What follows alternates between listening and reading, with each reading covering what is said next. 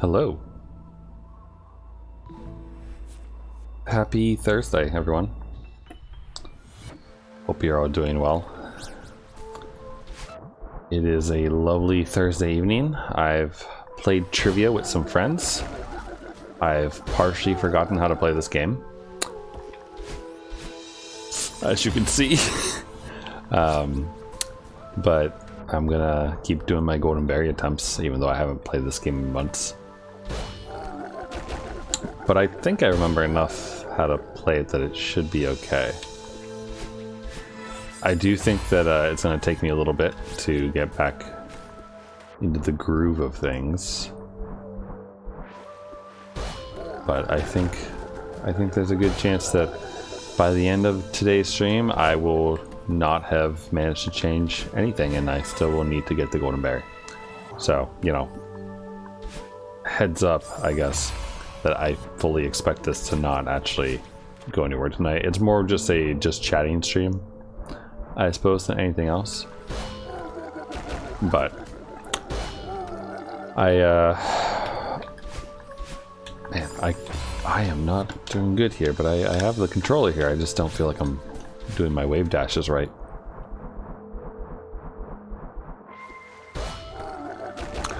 I should probably get the whatchamacallit.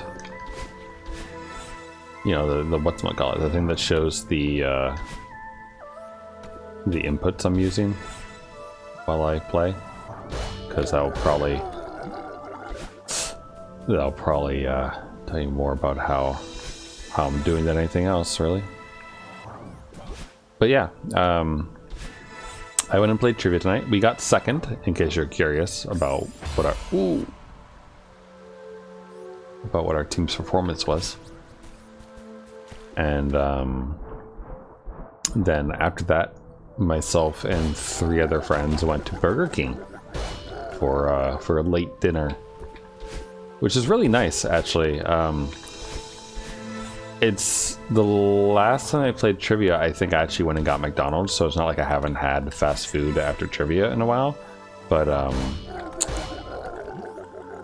it's been a while since I went to fast food with friends, I should say. I don't know, there's just something joyous about it, I guess. Is it bad that I can't think of any phrase besides youthful of it? I don't know, something about it makes me feel like I'm younger than I am, I guess.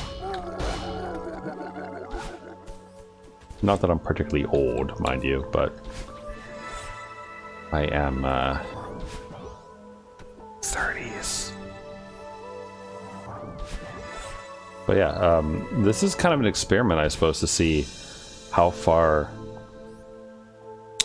our muscle memory gets us as far as this game goes, because it has been a very long time since I played, and you can definitely see it. Like, my wave dashes aren't as tight as they used to be. My galloping isn't necessarily as good, amongst other things. I highly doubt that I'll be able to do this the first time, honestly, but we'll see how much I recall from it, I guess.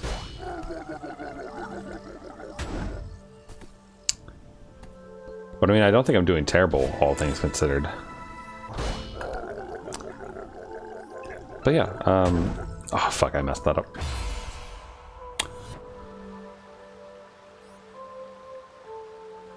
But it was slightly off there. But I was listening to the Celeste soundtrack this morning and this afternoon at work, and it got me hankering to play it again. And unfortunately for all of you, the #1 thing I want to do in Celeste is to finally get around to getting the golden berry here. But, you know, welcome in.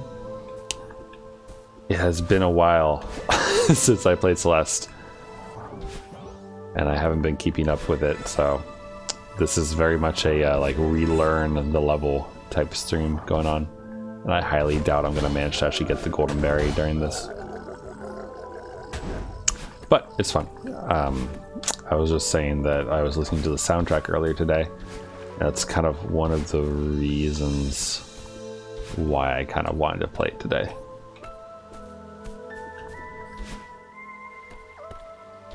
Because it is like, this game really does have good music.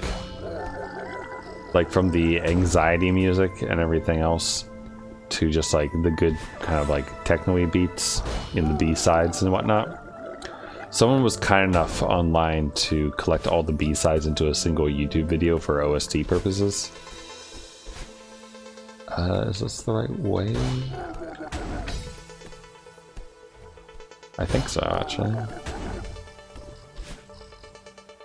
But yeah, I'm trying to be a little more loose, I suppose, with games. I still definitely enjoy playing games as a series the most, like, you know, working my way through a single player game or whatever on stream. But especially for Tuesdays and Thursdays, trying to get back into the variety spirit, I suppose, to some extent. There we go. There's what I want to see. But I mean, it was either this or play some Blue Archive, and I decided that I should go for this.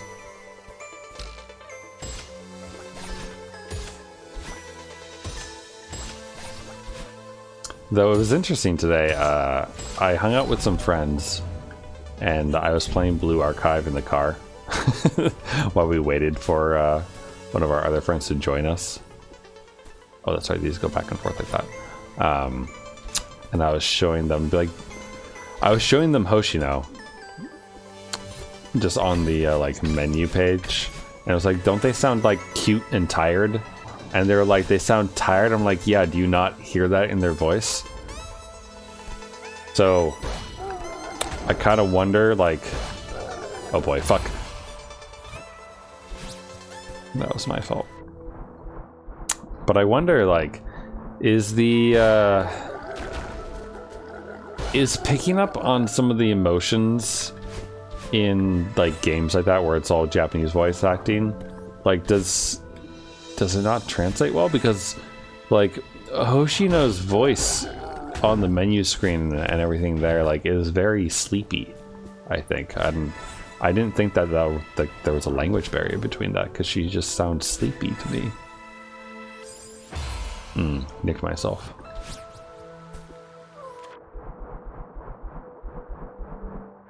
I almost wonder if I should just play through this level amongst other ones, like without the golden berry, just to get like used to Celeste again or something.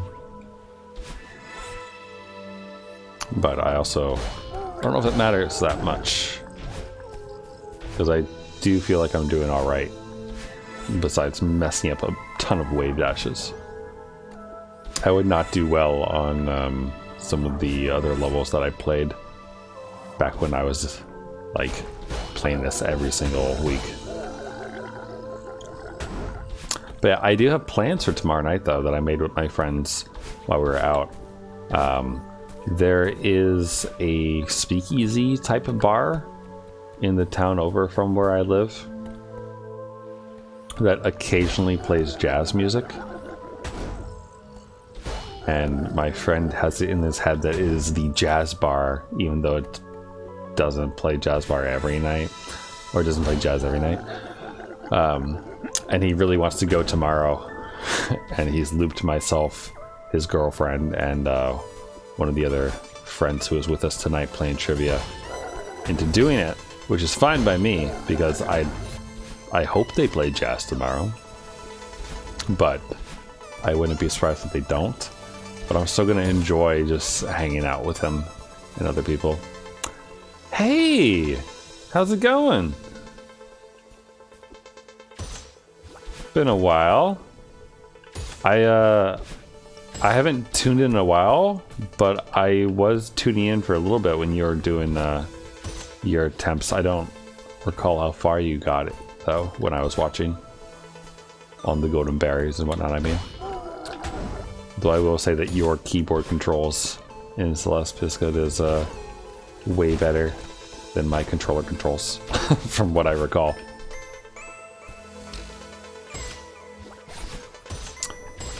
Oh boy, messed that up.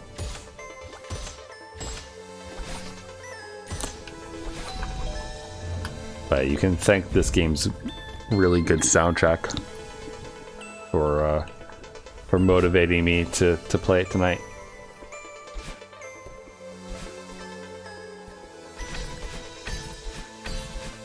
That was a little bit close.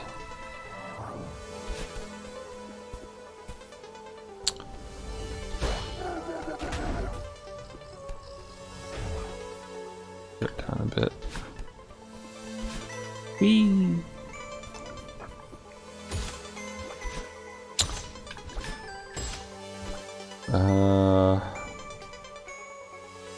Trying to remember.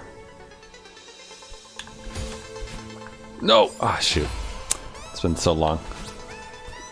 Big keyboard enjoyer. I feel like, is there like a Celeste meme somewhere of like average keyboard player versus like, or sorry, average controller player versus keyboard enjoyer or something like that? I feel like such like memes maybe beyond this community of players, because it like will look down upon people who use other methods, but I could definitely see it being a thing.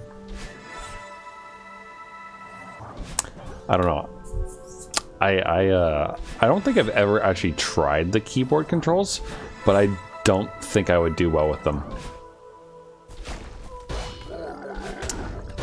For the same reason that I didn't continue playing the Texorcist last night after 2 hours of it, working on the final boss and such. Like, I think it would just hurt my wrists, while controllers are a lot more comfortable for my wrists. So, ooh, that was a bit close.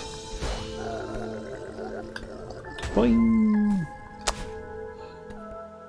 But yeah, I don't know. I was just thinking about this game today, and then decided to go ahead and pop it in and reinstall and play. I have no idea if I'll do a lot more of this in the future, though I do think it would be nice to get golden berries on at least the basic stages in the game. Like, not the core. I really don't think I don't need a golden berry in the core. Not gonna lie. And I don't think I even really feel the need to have golden berries on B-sides or C-sides for that matter. But if I could get a golden berry on the like OG courses on A-sides, that would be enough for me. And I feel like since I've done every stage before this one so far, that it's doable, I guess. It just takes so long sometimes though. Like, I'm no speedrunner, so it's not like I can get all the way over to Angry Battle Line within like 5 minutes or something like that. I forget what like the timing looks like for people who are really good at this game when it comes to getting there. But I know I don't have that, so.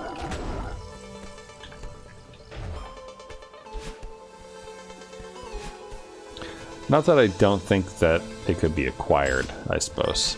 Like, in general, I feel like speedrunning and those things like is more rote practice and like determination and willingness to like go through those things than it is necessarily like pure skill.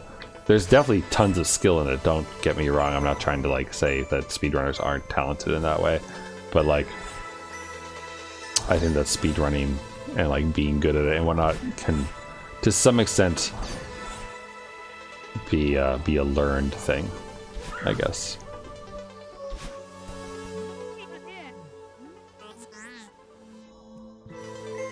There we go. Got to grandma though, so that's working well.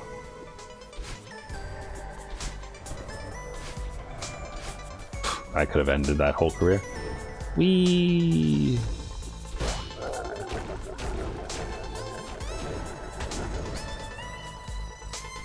This game especially, you think?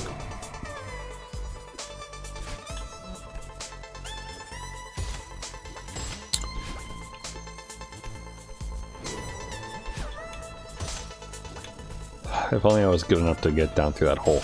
Oh! No. Nicked my face. Memorizing like a script.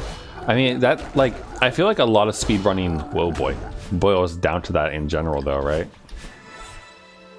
Like, do you watch... Holy shit, why am I forgetting his name? Guy who chronicles speedrunning and releases YouTube videos about the history of speedrunning X. I love his videos and watch them like whenever they drop. Summoning Salt. Like Summoning Salt's videos on speedruns are always really interesting, you know?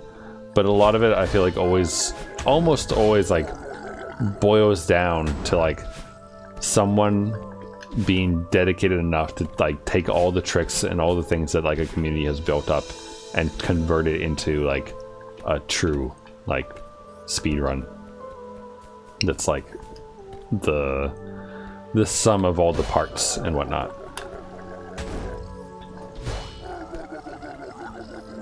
Because like I don't, you know, correct me if I'm wrong, but it does feel like a lot of the time the people who are the top runners of things aren't necessarily the people who are discovering the tricks, you know? Like the top runners are the people who actually utilize the tricks to do whatever. So like it takes a village, I suppose, right? This isn't like I thought no one does anything that hard. Besides playing the game, you mean?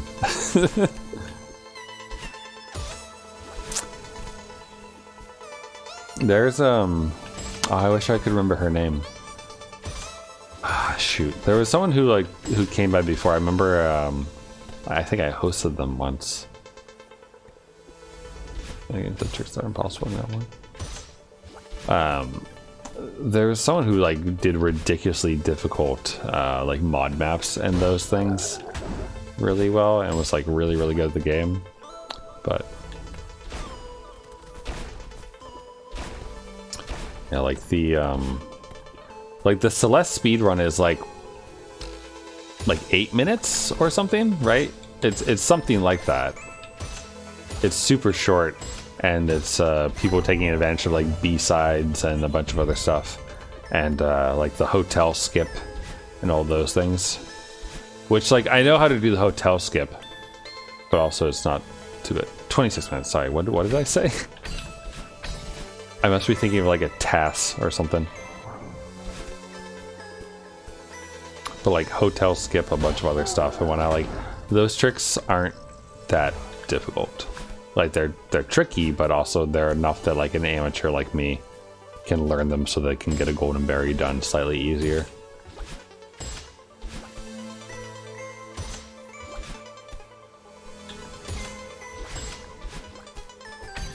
I assume that you are using the hotel skip, right? When you do berries.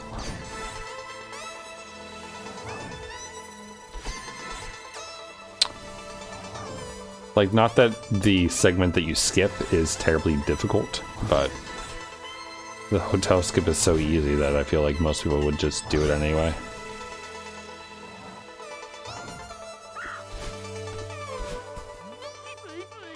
Oh, hello.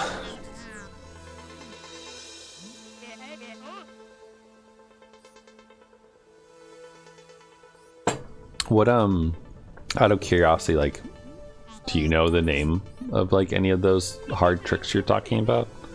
I'm curious what they are. Excuse me.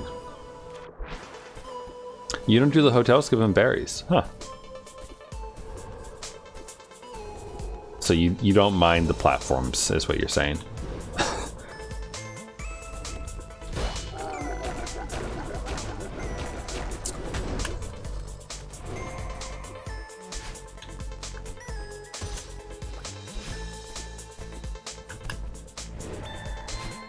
Ooh. Okay, that's apparently not too high. That's not bad. 4-frame trick. Ooh. Which one? Sorry. I don't know which one you're talking about. Because like the two tricks that I can think of that I've used for berries, the hotel skip. The hotel skip isn't that bad. Like the I did it with the controller, like the down and like you hold down and over and then squish yourself through the things. Like it's not that bad. You just have to practice it. So like if you enable debug mode and then just like respawn in that room a bunch of times, you can get it pretty consistently, which is good. Really, no way you're doing that, Golden. I was I had that same feeling when I was doing it, and people were telling me to do the hotel skip, and then I did it and got like decently good at it. And I was like, oh, this helps. In the same way that the other skip works in Mirror Temple. There's a skip. Are you doing it at 80%? Okay. In the Mirror Temple, there's a skip that you do where you dash to the left. No. It's the way to skip collecting keys. Like you dash over and then bounce to like long jump your way over to like the second area past the keys or whatever it is. So. Do it 90%. So you're speed running this game at this point, right? Is what it sounds like. Not continuously. Gotcha.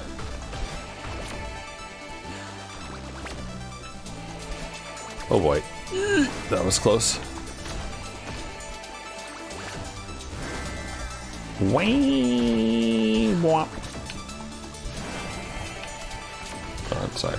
I'm dodging bullets, so I'm not quite reading chat. 100% I said don't do the key skip. Gotcha. That makes sense.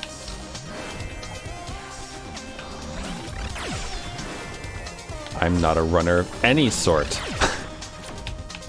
Is it 2 bops? No, it's not. It's just 1.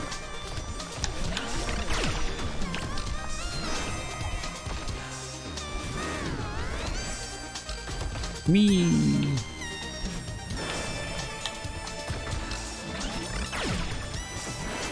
They're lucky that like they despawn that bit there.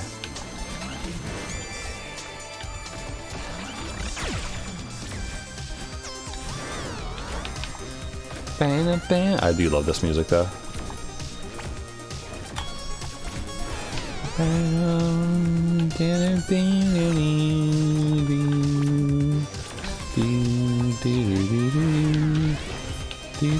The hardest trick. Hold on, sorry.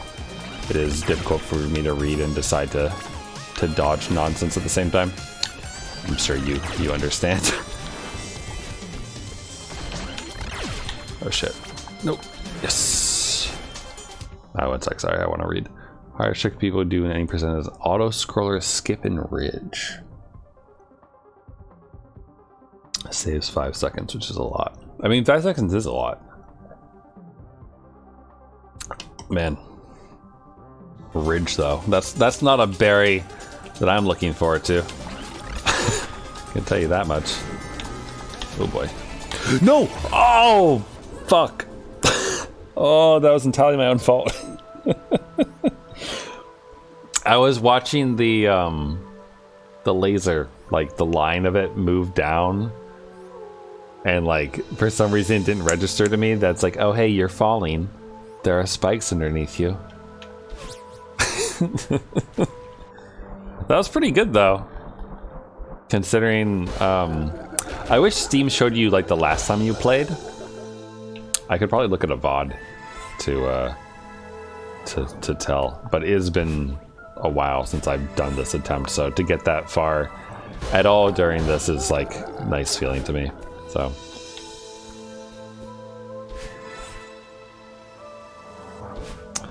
but yeah, I've been playing with Game Maker recently, Not doing anything, oh boy, not doing anything terribly useful or interesting with it, but as far as like styles of games that I would like enjoy fiddling around with, possibly making in the future or that kind of thing, platformers are like one of those things that I find pleasant. And I've played with Celeste's level maker before, the acorn thing and whatnot, and made a couple custom maps. And you know, there's a long time between fiddling with Game Maker and making any sort of actual proper game, but I feel like a platform will be enjoyable to make somehow.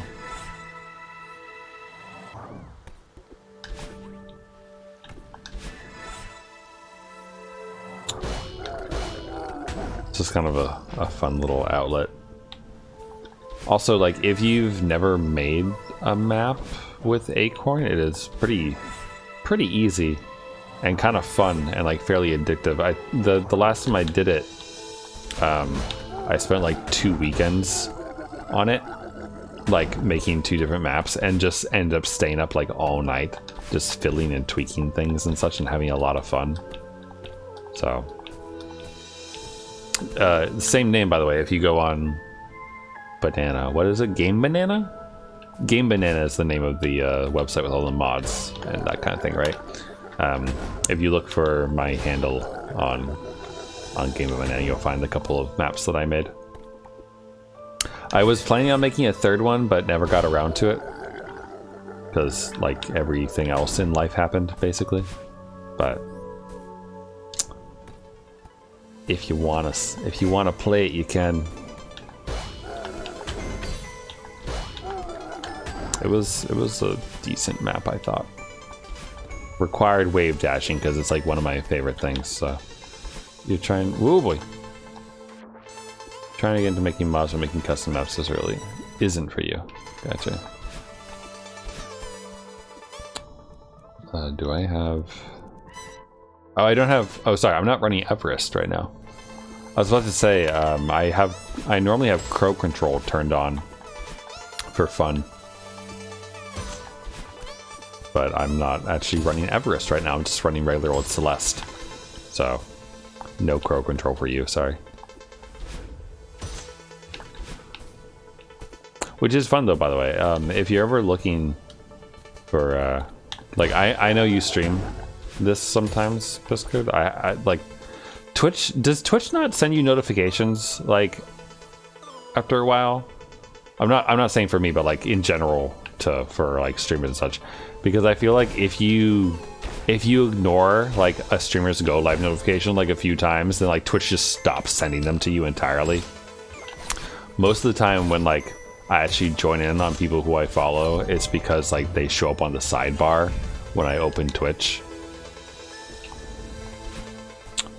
But I have lurked before in a couple of your streams before, so I was like, I know you play. But I don't know if you've ever done any streams with Crow Control or that kind of thing, because those are fun. If you don't mind chat absolutely having their way with you, because they will mess you up. It is fun though.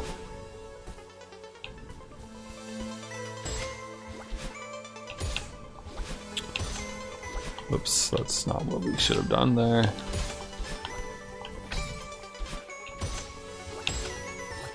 You've never been on it, but you want to. They're in the channel points on mine. I don't remember what the values are for the Crow Control stuff on mine, but if you do it one day, make yours higher than mine. Otherwise, you will suffer. Especially on Hotel. Hotel has some really nasty choke points when it comes to Crow Control.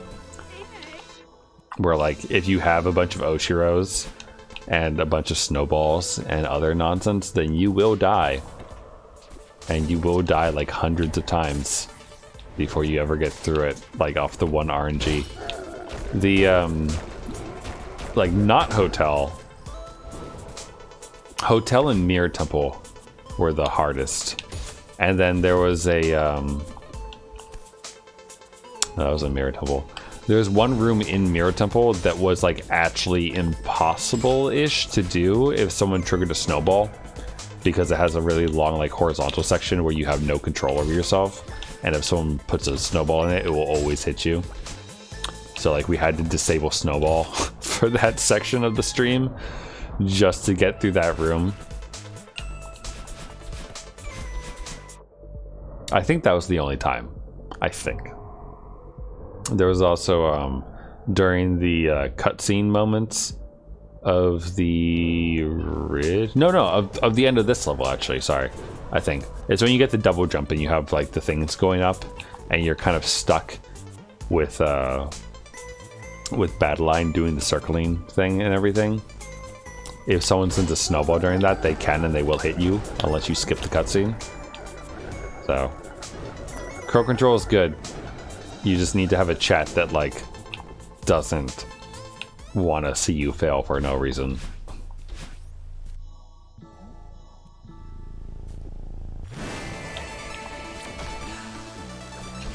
Oh fuck.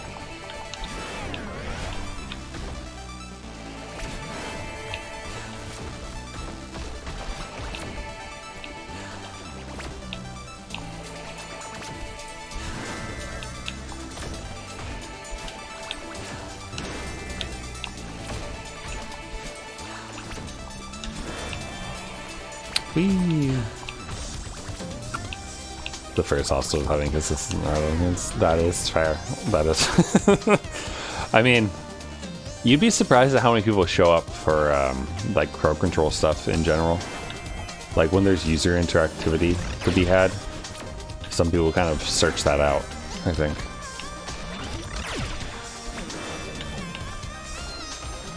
But then again, like Twitch's discovery is awful, which is why that I feel like most people who go like viral and then end up with like really big Twitch channels are people who like do YouTube highlight stuff first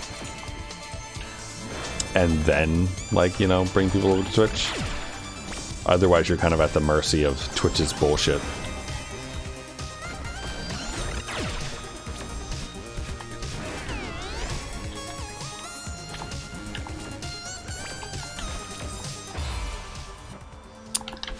Whoops.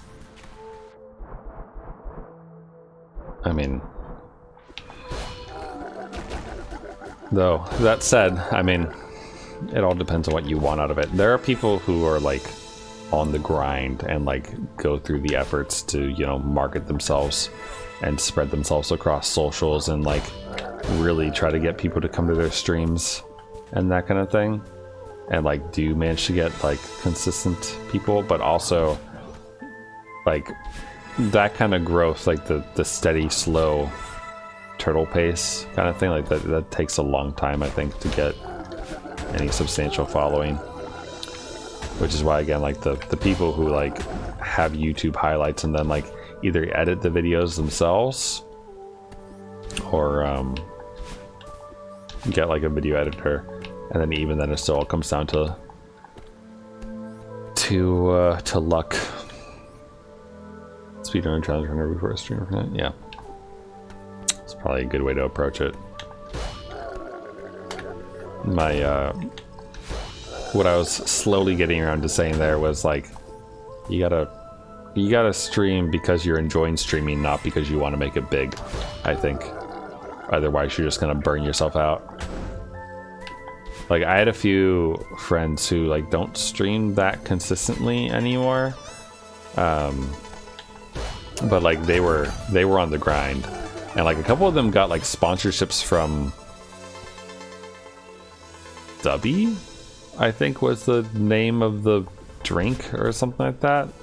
No idea how they got these, but they got that, and then like their streams were they had, you know, nice adage for that sort of thing and whatnot, which is fine. Like I don't, you know, hold it against them or anything like that, but it was definitely not my scene, I think is the right way to say it. Like I like watching streamers who are themselves and not like advertising something to me, I guess. Recently, I enjoy watching Jabroni Mike on occasion recently. He's been doing a couple of sponsored streams lately because he apparently needs the money and whatnot. But his version of a sponsored stream also still involves him like making a bunch of jokes about like balls and farts and everything else. So like it doesn't really feel like a sponsored stream per se. But when it like, I don't know. Like I said, not for me watching one of my friends like kind of like advertise this random like powder that you mix into a drink or something while he streams. I don't know, even if he actually does like the drink or something like that, which I have no idea if he actually does. I assume he does, otherwise I don't know why he'd advertise it. But it just like feels so fake, I guess, that it makes me not want to watch. I don't know, does anyone else get that? Like where the, like, oh shit. Like you watch something and you're enjoying it and then someone is like, if you like this, you should check out this thing that is a sponsorship, and then it just like turns you off to the whole stream and you don't want to see it anymore. I imagine like that kind of feeling isn't my own, or isn't only shared by me rather. There we go, getting back into the feel of it.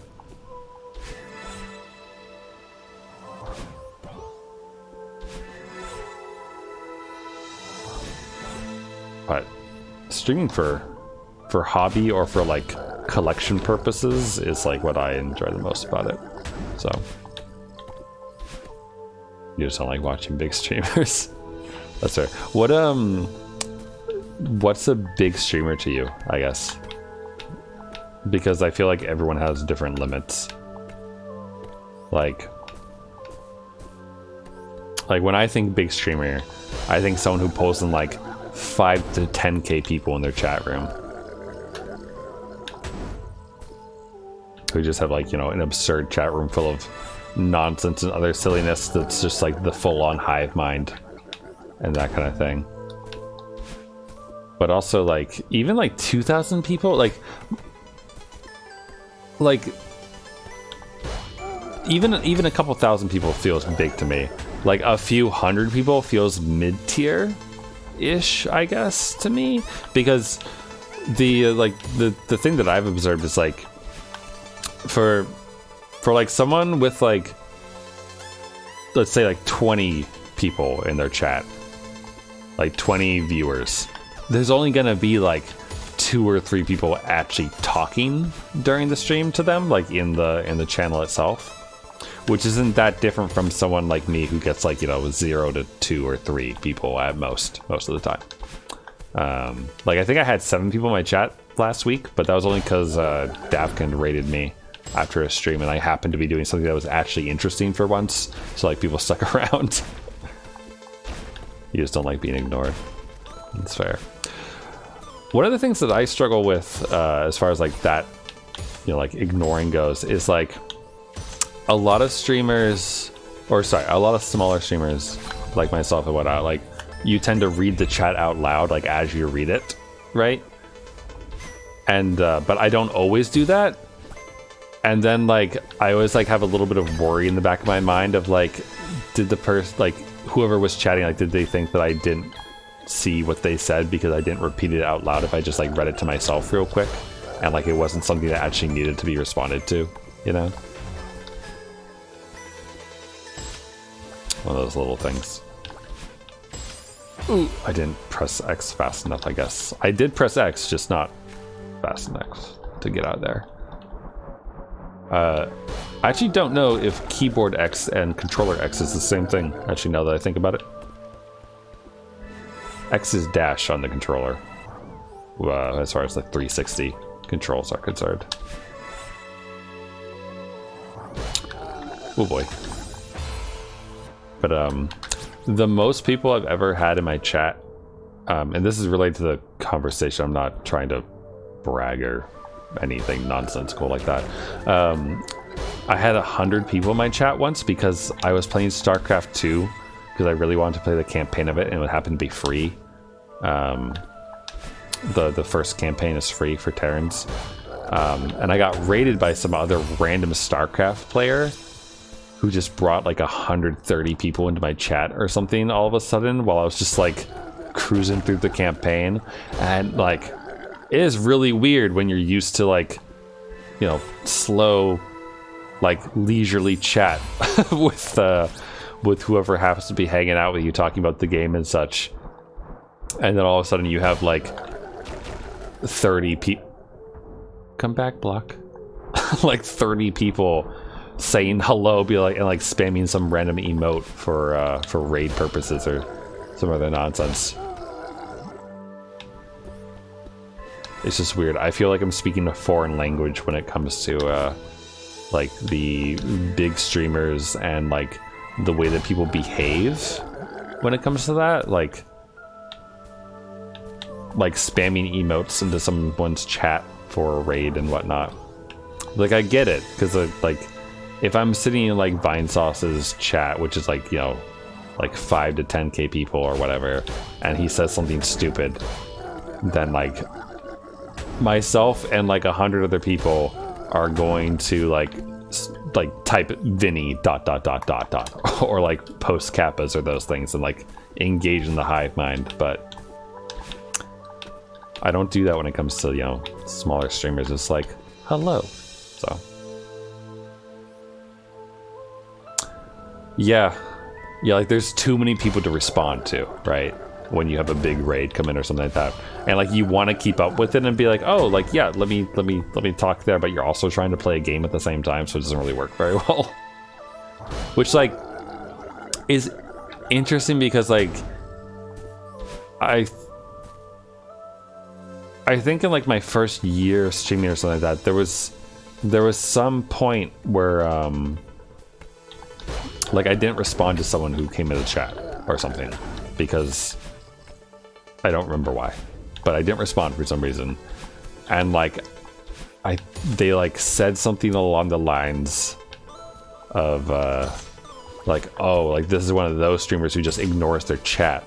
And I was like, weird. But also like if you pay attention to the way that like bigger streamers behave sometimes, like they kind of have to ignore their chat to some extent because otherwise they wouldn't be able to play the game. Like one of the reasons why I like watching like Vinesauce and that kind of stuff is because like I guess for the ignoring chat factor, and that like he reads funny bits out of chat sometimes, but you get, when you watch the stream, you're getting him playing the game and his reactions to it, not him reading a bunch of reactions from a chat room, as opposed to like one of the like more like one of the streamers that's like more like, hey guys, like and subscribe to my channel type deals, where they're where like they read out every donation and everything else, and like you feel like you're just watching a very long ad to some extent, I guess. It's hard to make chatting away. Yeah. Yep. Which again, like, kind of gets into the sort of what I was saying before about like, why are you streaming, right? Like, are you streaming because you want to chill, play a game, and like find people who also enjoy the same games that you do, and like have a little chat with them, or like share that feeling? Or are you streaming because you want to be the next big like hit kind of thing? Oop, I didn't hold down quite well enough.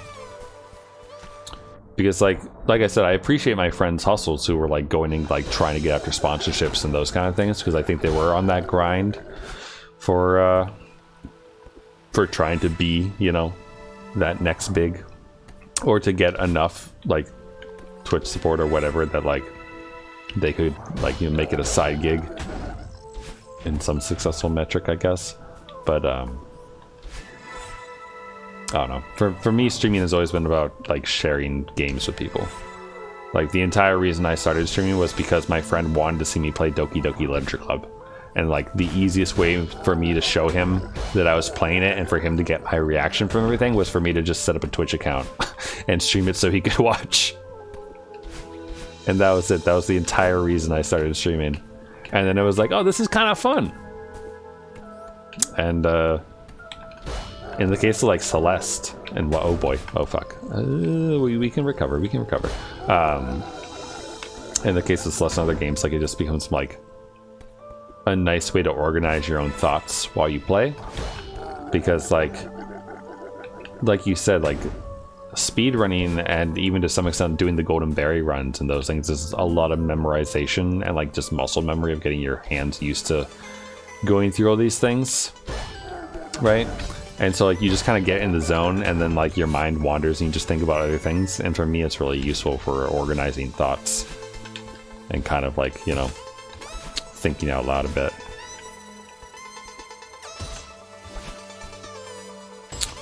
But yeah, I do like seeing people like come by the chat and those things, so I like being able to say hi and chatting with them about whatever and such. And it is always nice to like see a familiar face you haven't seen in a while, or see like someone new or that sort of thing. So also talk to yourself a lot during streaming. Yeah.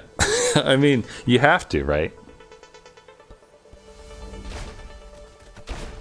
Like, I think that's like the, like if you ever go, like when if you're looking at that viewer number, right? And you're like, man, I really want that number to be higher, right? And you're putting any sort of self-worth attached to it, which isn't a good idea, I don't think, but you know, to each their own.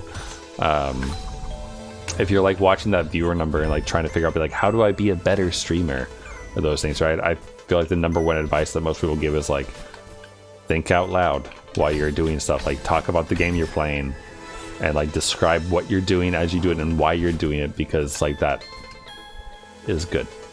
So, and like I used to do that a lot when I like first started playing Celeste, because like you'd approach a room and be like, oh, I see, you have to do this and then a bounce up like this and that. And when I like talking through that out loud and like figuring out the process is a much more enjoyable thing to watch, I think, than watching someone just stare at it silently and then like keep trying. Like,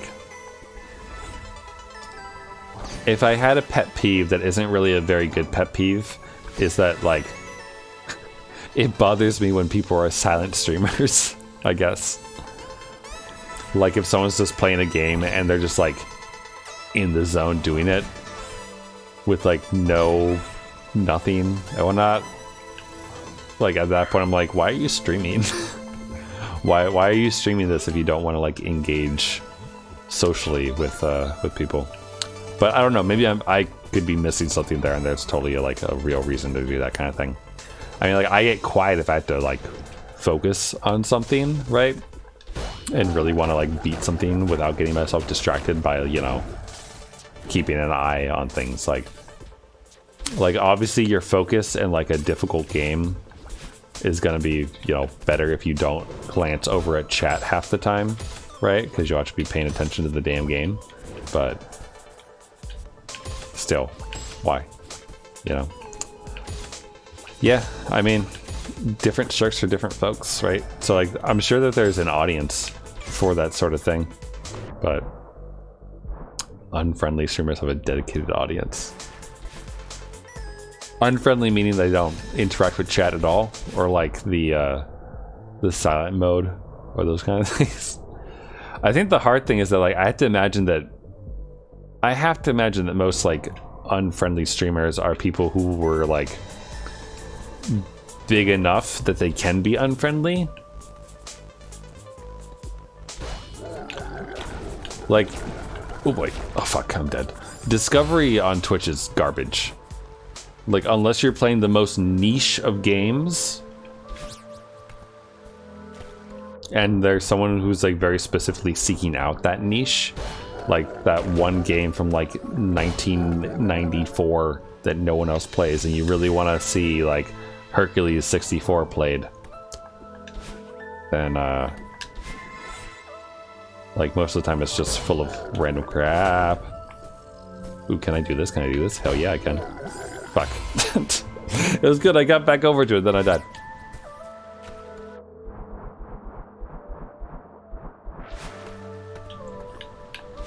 Funk. But yeah, like, I mean, I imagine that like the streamers who don't really talk too much, who have like a pretty decent audience for things, like the people who play Valorant and like Apex and those other types of games where it's like multiplayer shooting games where you're talking to a teammate and those things, like I imagine those people don't interact with chat too much, but like people watch it for the skill, right? I assume that's why people watch it anyway, because I don't really understand why you'd watch it otherwise. Maybe people are just addicted to it. I don't know.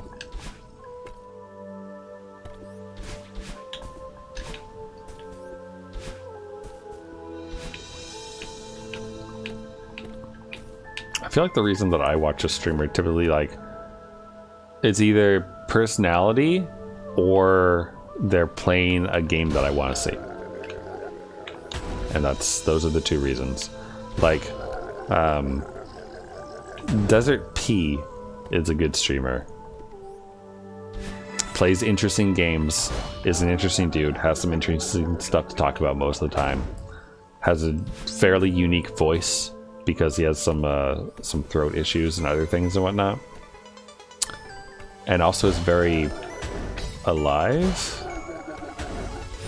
This is the way I describe these things, and I feel like it's weird to describe it that way. But like, you know, the people who are like very excitable and like who are really like fully engaged with like whatever they're doing, whatever they're talking about, and like are living like 120% in the moment and that kind of thing. I feel like he's one of those people who really like feel things. I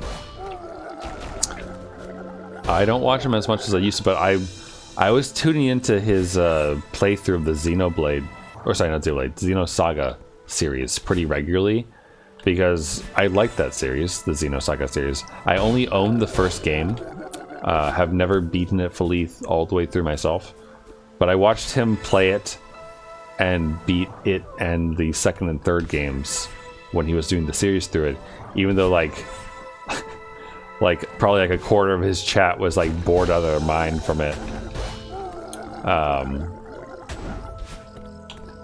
Oh boy.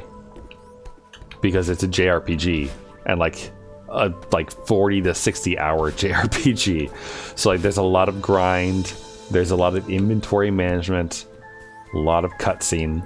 I mean, I don't know if you've ever played Xenosaga or not, but the first fucking 7 hours of that game are cutscenes basically. Like there's like small segments of gameplay in between, but for the most part it's cutscenes. So it's a really bizarre and interesting story, so it's fun to watch, but it's cutscenes. So like dedication in a streamer, I assume that probably means that you watch a lot of speedrunners, because I feel like you're not going to get anything more dedicated than that. It's a little close. That might have gone wrong. Boing. So, I really need to, speaking of dedication, I need to get back to Drakengard 3. I've been thinking, it's been like gnawing in the back of my head at least once or twice a week, every week for the past like month, that like I should set up my PS3 again and then try to beat the final boss. Because that damn rhythm game, I have literally like hundreds of hours of attempts against that because I refuse to cheat. For context, in case you don't know, Drakengard 3 and Drakengard 1, but Drakengard 3 especially, the final boss of the game is completely different gameplay wise to the rest of the game, and it is a rhythm game where you have to hit a button with proper rhythming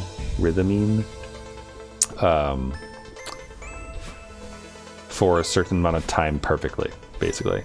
The first game, it was 2 minutes and like 15 seconds, I believe, which wasn't the worst thing in the world, but Drakengard 3 requires you to do a like 7.5 minute long song perfectly without any mistakes, or else you die.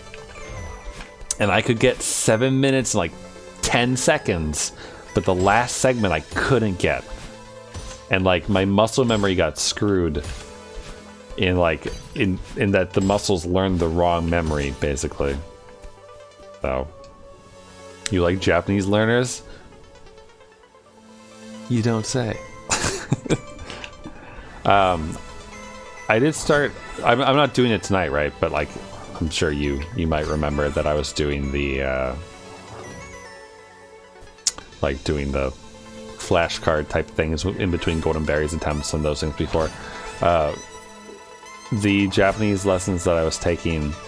Oh boy, this isn't gonna. No, okay, we're okay. They haven't offered the next course yet, like a level 5, I guess is what it would be. But they just offered the like a not a redo. What's the word I'm looking for?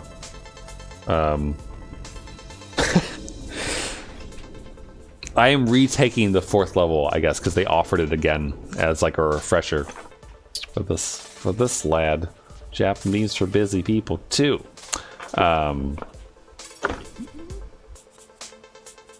And so I'm taking that. So every Wednesday I sit on a Zoom call for an hour and a half while we go over stuff and such. And then at some point during the week I do my homework.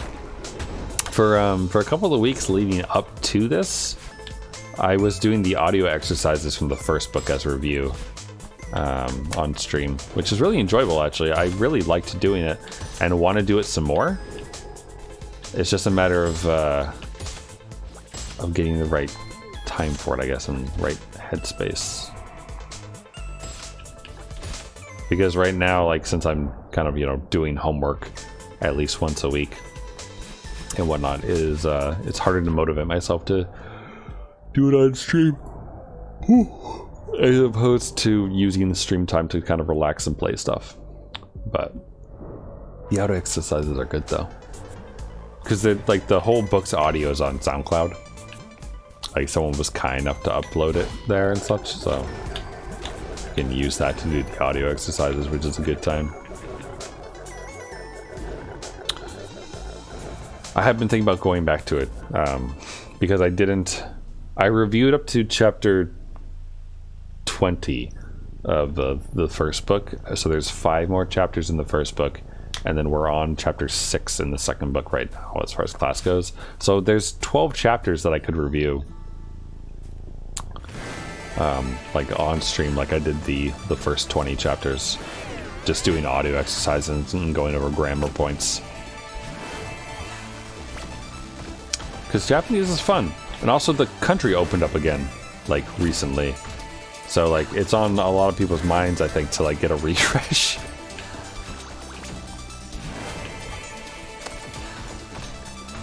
Though I will say, like, I don't know if as far as learning Japanese goes, if like you've followed like Dogen or any of those types of people, but I like Dogen's humor and I enjoy watching his videos, but I also find like the idea of studying pitch accent to be extremely what's the word? Demotivating, I guess. Like, I was happily learning Japanese, doing my thing, even started learning some kanji and whatnot, and then like discovered pitch accents and those things, and just felt like so overwhelmed by it, like even more overwhelmed than like the kanji causes, you know? Like, it is a lot, and it's also like not necessary. Like, no one is ever going to actually confuse hashi and hashi, you know? Like, it's not gonna happen. If you're talking about a bridge, people will know that you're talking about a bridge. If you're talking about chopsticks, people are not gonna know you're talking about chopsticks. If you say that you want to build a bridge out of chopsticks, you're fucking insane. You ain't gonna need it. So, like, I completely understand the desire to not want to sound like, you know, oh, it's the guy Gokujin, here he is, going watashi wa and sounding like an asshole. But like, if you really want to sound native and all that business, I guess go live in Japan and like hang out with a bunch of people in whatever region of Japan you want to sound like. And then you'll be good, probably, right? Because it's all like learned behavior at that point. I forget who it is. Who's that like one YouTuber who's like, I learned Japanese in like 2 weeks or some nonsense through like immersion or something. He's like the exact opposite of like Dogen's learning, basically, of like go full immersion, only speak Japanese, do XYZ, just surround yourself with all things Japanese from what you're learning, and then go from there. Which, to be fair, Dogen's Patreon exercises and those things, that is in there too from him, because he has like recommendations and stuff around like getting a favorite Japanese movie and then rewatching the shit out of that Japanese movie and learning the lines from it and all those things, and like studying the pitch accent and like all the lines in that and how people say the things in that to like learn how to be more natural in the way that you speak. But I don't think you necessarily have to go memorize a movie to do that. I think that works well for Dogen and anyone else who's like similar to him and like learn similar to him. But I think as far as like learning how to speak naturally, you can just watch VTubers, honestly, and learn a lot. Like go watch Okayu. Or like watch Matsuri or Fubuki or any, or Kaide or any of like the fun people, and you'll probably like, you'll learn a ton. You'll certainly learn slang, which is probably helpful. And if you wanted to actually like interact with people and like echo back to them and speak with them, play VR chat or use italki if you want to pay for an actual tutor for that. So unless you sound like a native, yeah. Which I get it. Like, I mean, Dogen's Japanese sounds so fluent and like native that it sounds weird when he speaks English.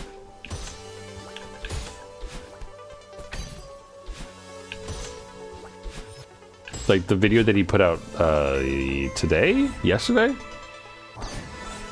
His most recent video, when he swapped to like the southern / British / like Pacific Northwest accent that he was doing for the bit. Sounds so weird. It doesn't sound right when he's not speaking Japanese.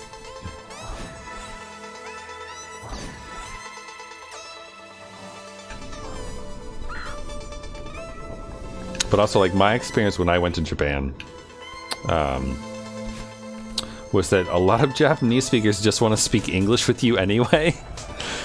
Like, I don't know if it was just the people who I was hanging out with, my sister's friends, but like I wanted to try like to practice my Japanese with them and whatnot, and they're like, no, let's speak English. It's like, but I wanna practice.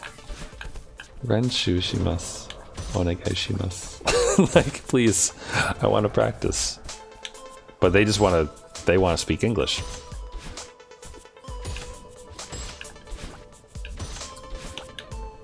Which is fine.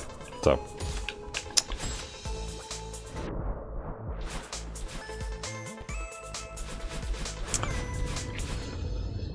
in another life, in a life where I wasn't hopelessly addicted to playing all my video games and those things with internet access, perhaps I would go live on a rural farm and just learn how to harvest tomatoes and other such nonsense and learn all the words around that.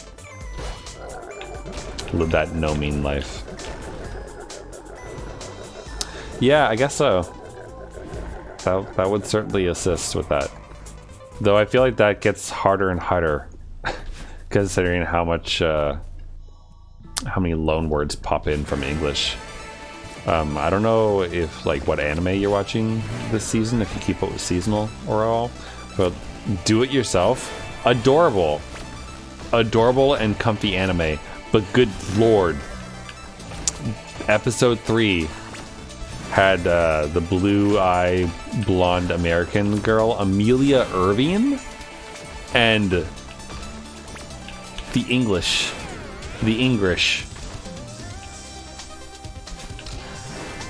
But like, every year there's more and more English in my anime, and it's like, no, Stop. I don't want English. I want Japanese with translator notes. Please.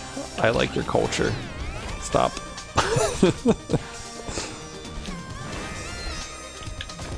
Oh, I think I can get it too. Yeah, there we go. Probably not gonna get another one though.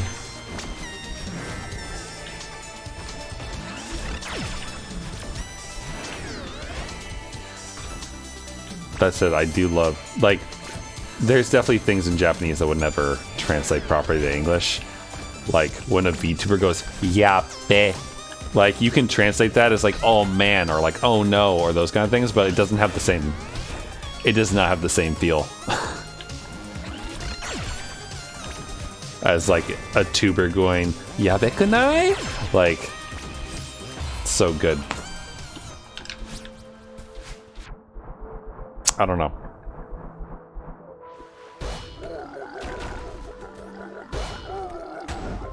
I love the momentum on that, like how much she just like goes like right up there. Favorite thing about like Celeste physics right there. Just launch. So much fun. Whoa, whoa, whoa! Okay. I thought I pressed up, but apparently not.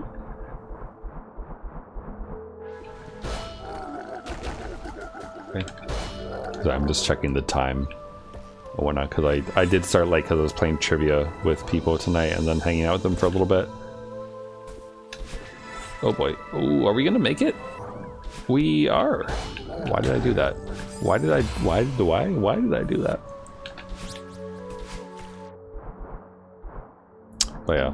Also, like, going back for a second, the thing about making games and whatnot, like, the other thing that like sticks in my brain besides like it'd be cool to make a platforming game is like I wish I could make a game that would assist me in learning Japanese, but like that is a difficult thing to do.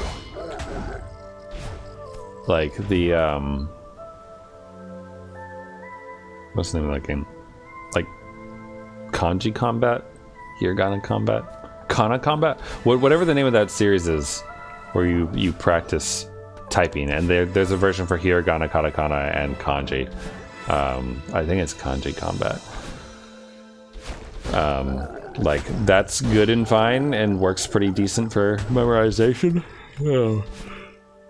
There's also actually on Steam I have this. Oh, this is Learn Japanese to Survive. That's the series. Hiragana Battle, Katakana War, and Kanji Combat.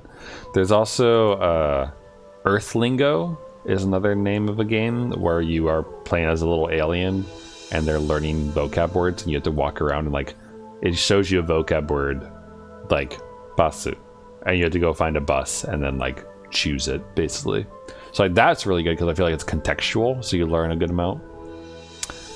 And then there's Love Language Japanese, which is a visual novel slash like quiz game where it quizzes you on Japanese stuff but also tries to teach you grammar and those things.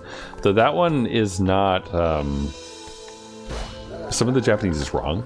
I guess is the nicest way of saying that, is some of the stuff they teach you is wrong.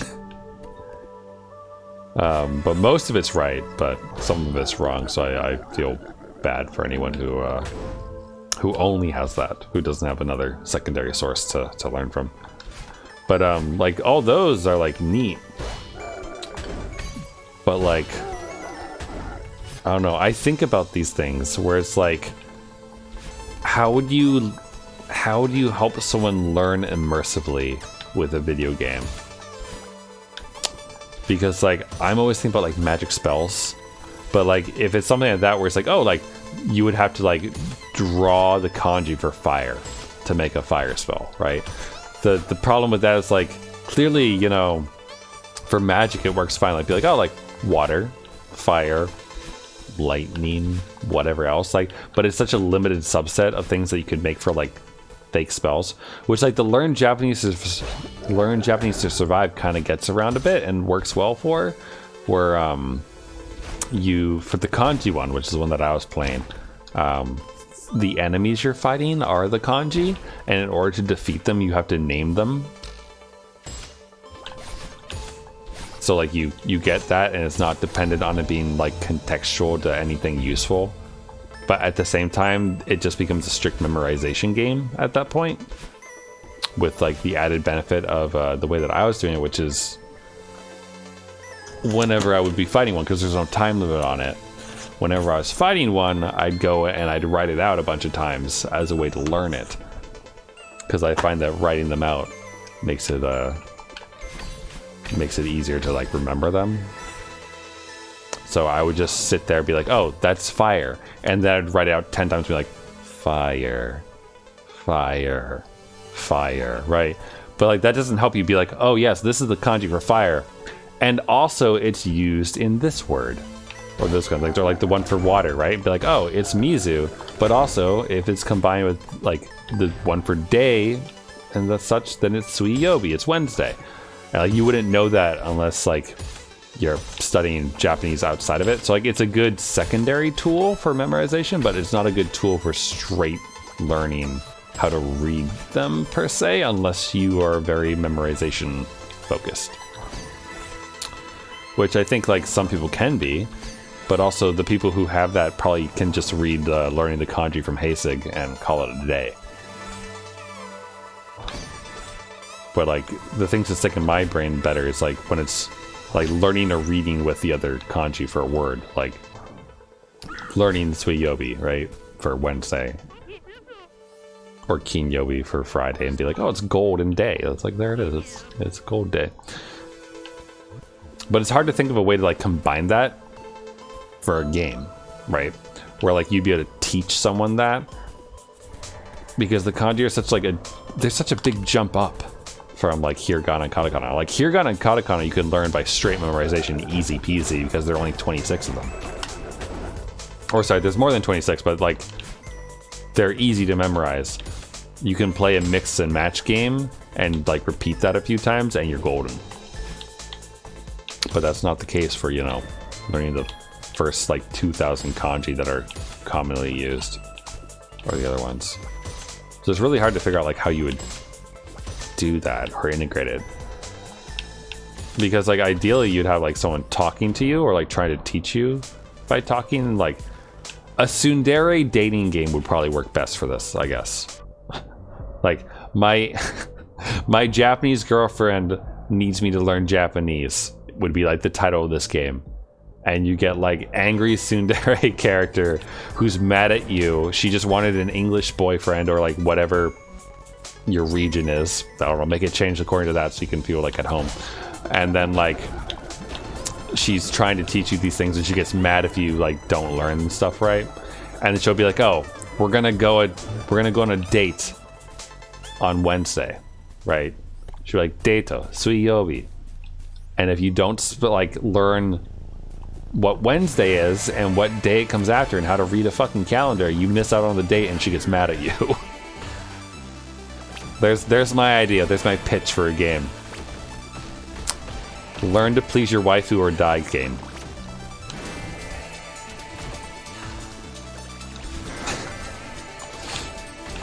The hard part is coming up with all like the situations for it. Like how to actually learn. Because like I said, like I learned the best by like writing it out. So like how do you get that into a game? Because drawing kanji with a mouse sucks ass.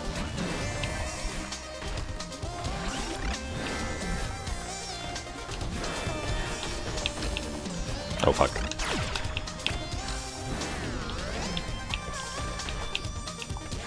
I think there are fairly certain there are like Python frameworks, like game frameworks I mean, for like visual novels, like Pygame stuff, where you probably could make that kind of game pretty quickly. But yeah, RenPy, that's his name. Fuck! Oh, I thought I could get on the corner and jump off fast enough, but it's not. I hesitated for a split second, I think.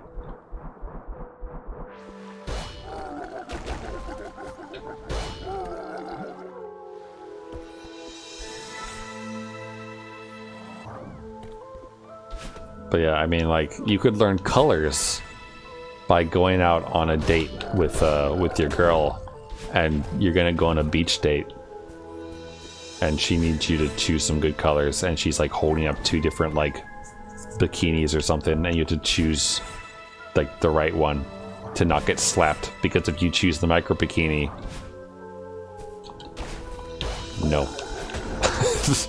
The affection points are not high enough for you to get the Kuro bikini.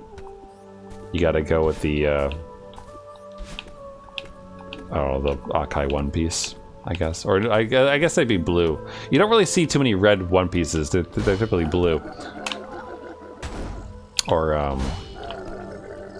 actually, there is a word for school swimsuit, right? Like Mizuki is swimsuit. It's not literally like Gakko Mizuki, right? There's a phrase for it, or like a singular word rather. I don't know if it's a combination of the two, but there's situations with your tsundere girlfriend that you can go on. Lesson 1: learn how to say hello.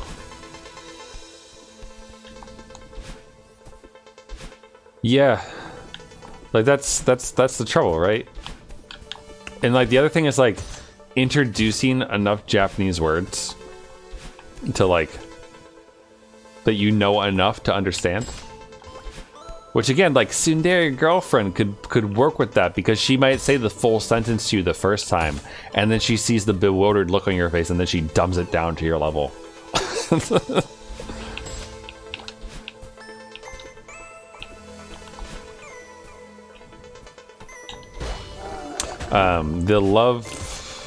The love language Japanese game on Steam, which I think is free. I'm pretty sure I didn't pay for it. I didn't pirate either, so it's either free or I got it in a Humble Bundle. But that one's whole idea, and like the way that they provide justification for why you learn like the intro stuff and those things, is that you accidentally end up matriculated to a school you basically shouldn't have been on, and I'm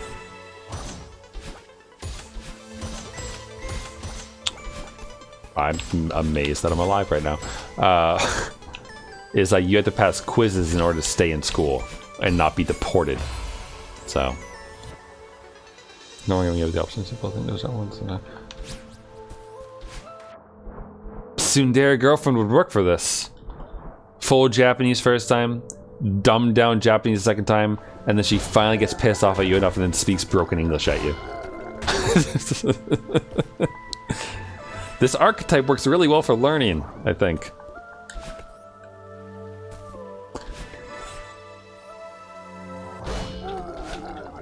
Tsundere girlfriend, that's easy to make it. Apparently I do. I guess I gotta figure out how to make it. The farthest I've come as far as making games go. Where's poop game? Poop. Here it is. Is this? This is as far as I've gotten with my game maker skills. Is being able to move around a shitty map that I made with some animation and talking to NPCs and having a thing pop up and play sound effects and whatnot. Which is decently far, I think. It's a whole 3 tutorials in to a game maker tutorial.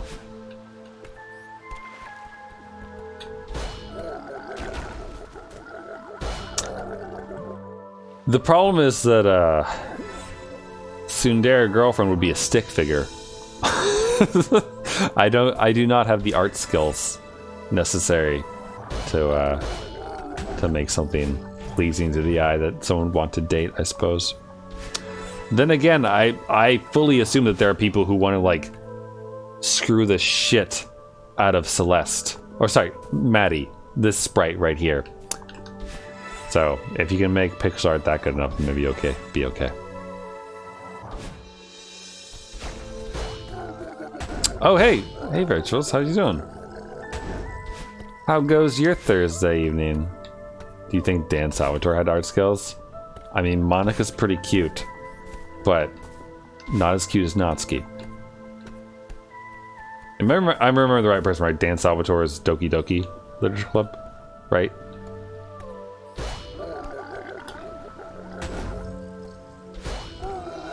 Thursday's generic. Define generic. I'm now curious. Oh, Virtuous, you've walked into an interesting conversation. We're talking about Japanese learning games, or games to learn Japanese with, and I was pitching my idea for a learning game where you would date a tsundere, a girl who gets angry at you for no good reason, basically, but actually secretly loves you, and she'd speak in full Japanese to you at first, and then when she realized that you didn't understand, she'd dumb it down to like broken grammar so you could maybe understand it, and then when you really didn't get it, she'd swap to like broken English. She'd speak your language, and you'd go on dates with her and stuff, and you'd have to like choose the right colors to make sure she doesn't slap you if you choose the wrong swimsuit or those kind of things. So, oh, he didn't draw for that. Okay, but he is the Salvatore is the Doki Doki guy, though, right? Kind of standard stating some better. Oh, probably. Eat shit, work, sleep, cry. Fair. The gamer generic life right there.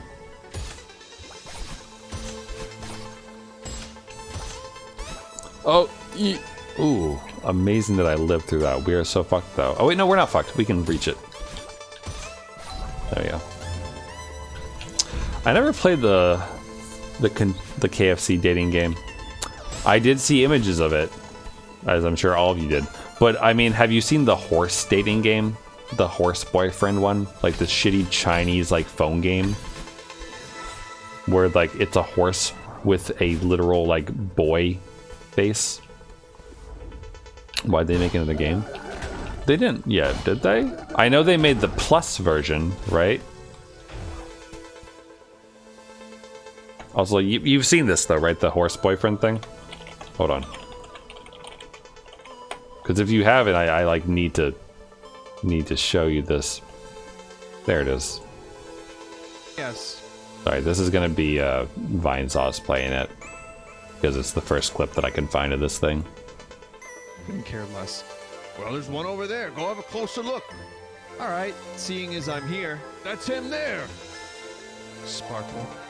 What?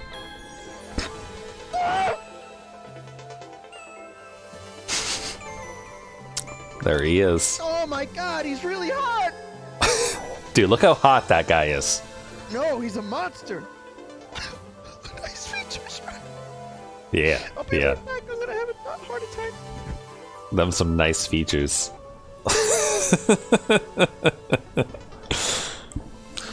Oh my god, he's really hot! Sparkle. We all know why she likes that horse. Those beautiful eyes. I mean, anyone who ever says that they're bored just doesn't know how to browse the internet is the real thing. Because there's so much random garbage all across the internet that, like, how could you ever be bored if you really went out and looked for stuff, you know? Then again, we were talking about this the other day, like, that the internet in general has become, like, harder to traverse to some extent when it comes to finding, like, random shit. Because, like, stumble upon... Oh, fuck. We're dead. We were talking about stumble upon because that used to be, like, one of the best ways to, like, go find random crap back in the day. Someone was using it, and they were saying that, like, all the links that it was sending them to was, like, Facebook, Reddit, Tumblr, like, all, like, just stuff off, like, the top websites, basically. And it's like, it's no GeoCities. Like, there's... Like, where are the love lanes in that? Like, have you all seen the Let's Love Lane website before? because that thing is like a piece of internet treasure right there. Oops, shoot, pressed the wrong button. All right, hold on. Let me show you. Let's all love Lane. Let me see here. I need to remember the website name because it's not quite Let's All Love Lane. It's Love Lane? Here it is. So like the music is coming off of that. I don't even know if I'm about to get copyrighted or not. But this GeoCities thing here, like this lad, like you click it, right, and you just get weird shit, right? And then like depending on what you click on, or like you search around, like find a mouth, and then you end up on a different page, and like you can explore this website for like hours, just fooling around. And if you go into it, and like on some pages, if you go and like you inspect it and you like view the source of the website, there's like little Easter eggs hidden around and things, and like there's a login page hidden away in all this and a bunch of other stuff, and like someone made this shit. Like it's like a little Easter egg hunt almost, of like finding a bunch of random stuff. This one apparently doesn't have it, but like it's really cool and really neat to like look through and just enjoy. So like enjoy, right? But like you don't find a lot of those websites nowadays, or if you do, they're someone found it for you, right, and like posted it onto Reddit, and then 2,000 people upvoted it or whatever, which is fine, right? Like that's a fine way to discover things. I'm not trying to bash that, but I'm saying that like the discovery process itself like is a lot harder nowadays, because Stumble Upon isn't gonna give you a Lane website. It's gonna give you like, haha, look at this picture of a cat. It's not gonna give you the Chrome developer Monica's website about how she made cat DNS, which is a DNS that resolves to cat pictures, by the way.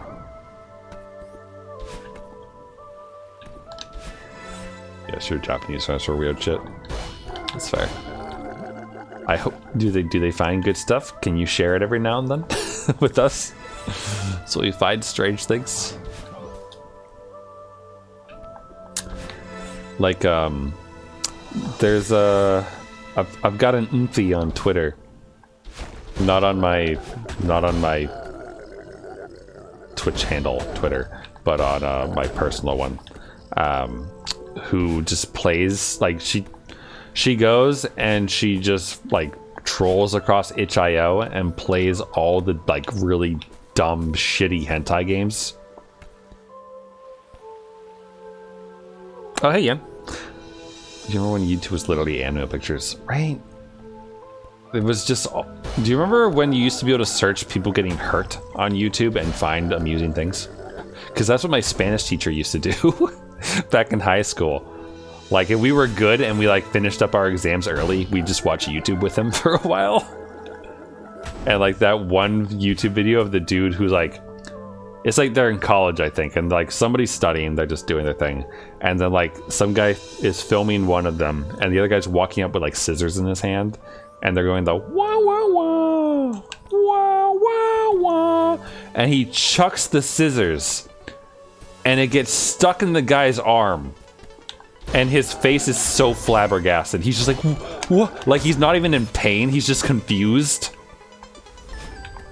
It's so good, and I wouldn't be surprised if that YouTube video has been taken down for like gore and violence. It's like the video of like the prank of a bunch of mascot costume people like assaulting someone. I forget who it is. Or it's like two people in mascot costumes having road rage, like SpongeBob mascot costumes or something. I don't remember. It's something like that. But like that video regularly gets taken down for violence and gore, even though it's literally a prank. People in a SpongeBob costume pretending to attack people or something like that, like some dumb crap like that. And like that video is like semi-famous because it got like a bunch of people like copyright strikes, or not copyright strikes, just strikes because of the violence. And then like it got appealed multiple times by like big enough streamers. It happened to Critical and Markiplier, where like Critical got a strike because he had like that video as like in a reaction or something like that or whatever. And then like Markiplier also had it, but Markiplier didn't get punished for it. So then Markiplier was like, hey, YouTube, strike me because I'm using it for the same reason this dude's doing. And then YouTube folded and like caved in and took away the strikes from Critical and everyone else's channels. Critical has a framed response from YouTube, by the way. Showed it in the video like last week when this video became relevant again because someone got struck for it. Like, the hell.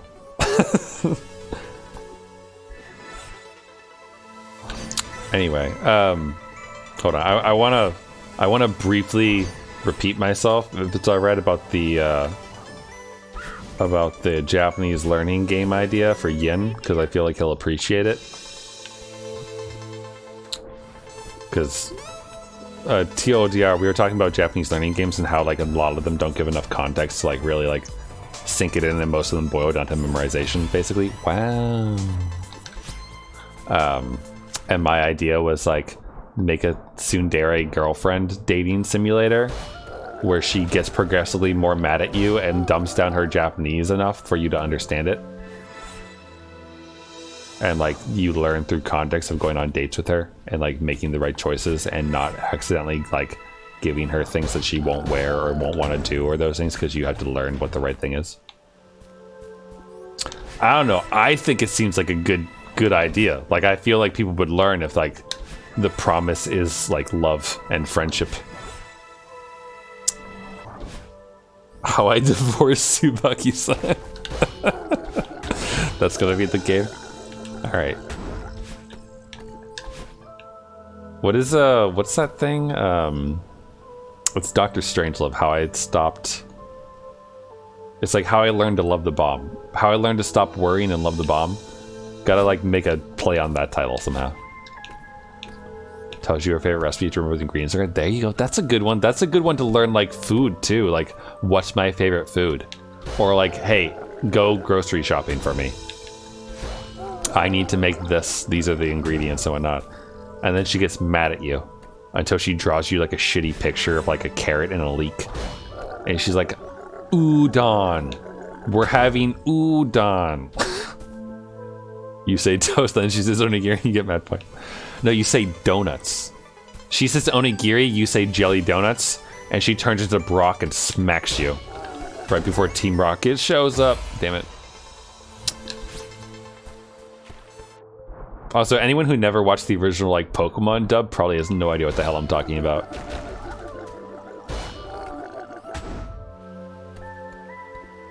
This is actually a really good idea. Alright, I mean, I guess I gotta finish up my Game Maker tutorials and like learn the rest about how to make this shit so that we can make the dating game.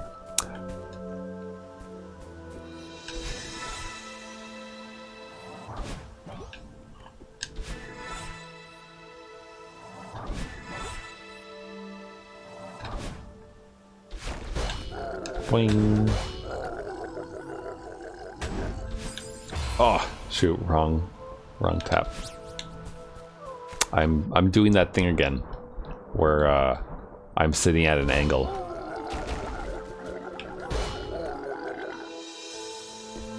Wait, Game Maker's in Steam? I have it downloaded just as the like standalone application. I didn't realize I could get it managed through Steam, so I don't have to actually download updates. Whoops.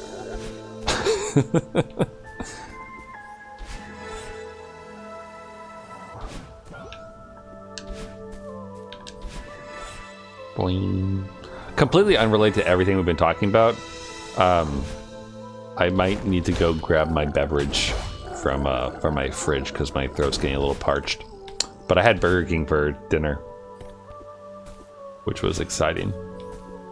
I got a Whopper and onion rings and a Diet Coke.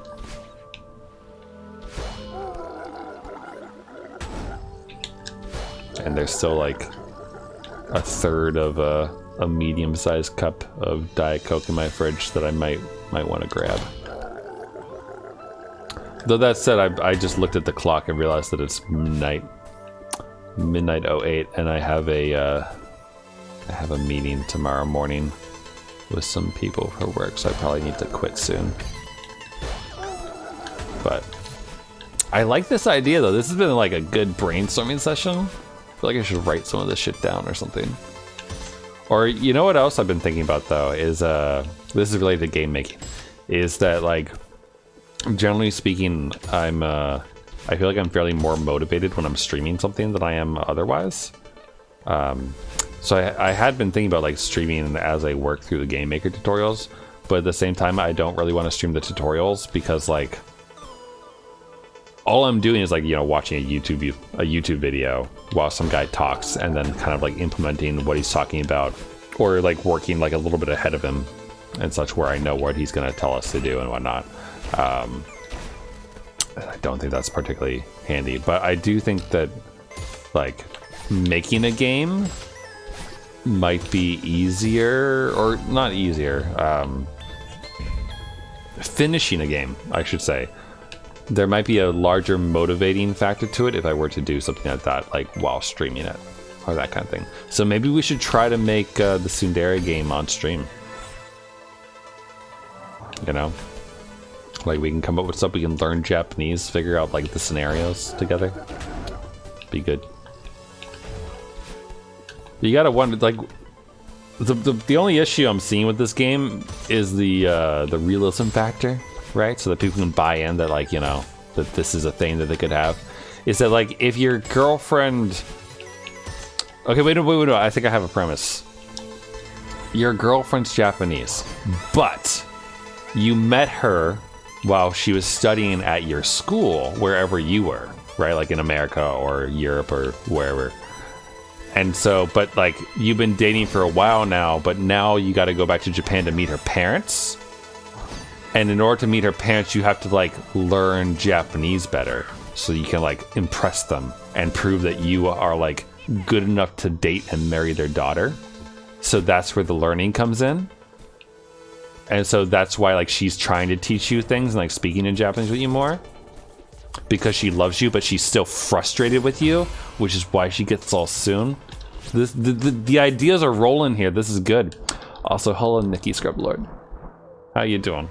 We're pitching game ideas here at the moment.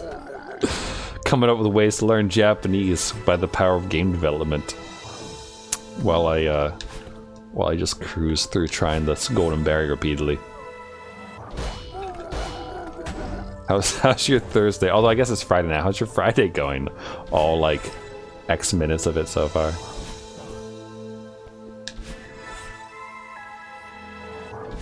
I think that's a good premise. I think I'm onto something here with like as far as like setup goes. Still Thursday for you. All right. So how's your Thursday going? My Friday's 11 minutes in right now, but my Thursday was good. So I'm hoping that everyone else's Thursday was as decent as mine was, or generic, as one of our fellows had. Just got back from the gym. Oh, nice. Excuse me. I do enjoy. I like talking about exercise, actually.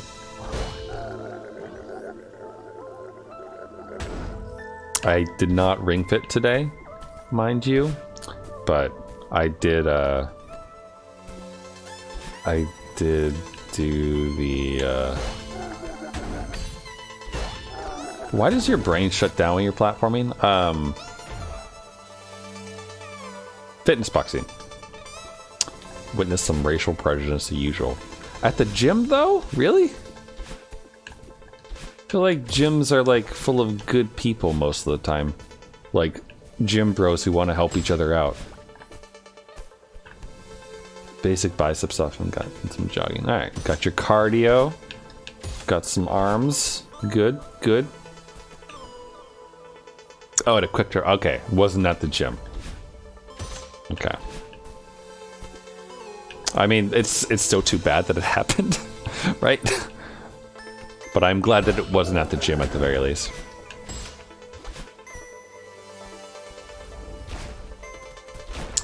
I miss jogging though. Or, well, I guess I should say I miss running. I used to run 2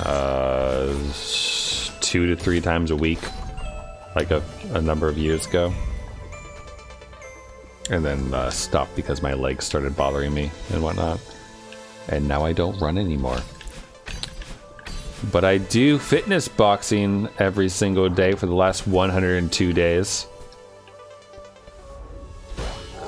And ring fit twice a week. Or try to do it twice a week.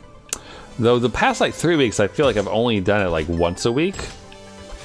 And I currently don't feel terrible about that because I'm still doing fitness boxing every day. But still. Some crazy lady told her I can't make it. What even? Like, what a... Yeah, crazy lady. I think the crazy says it all there. Jeez. But yeah, if you like exercise games, highly recommend Fitness Boxing 2 Rhythm and Exercise on the Switch.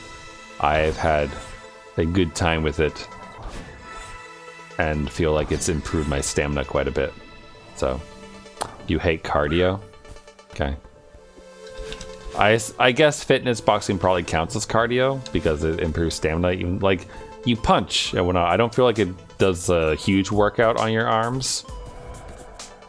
It definitely does work them out, but only when you're doing like the repeated punches and those things. I like to pick them up and put them down again. I mean, there's nothing wrong with that. Lifting heavy things is very satisfying, so I don't think anyone will begrudge you that.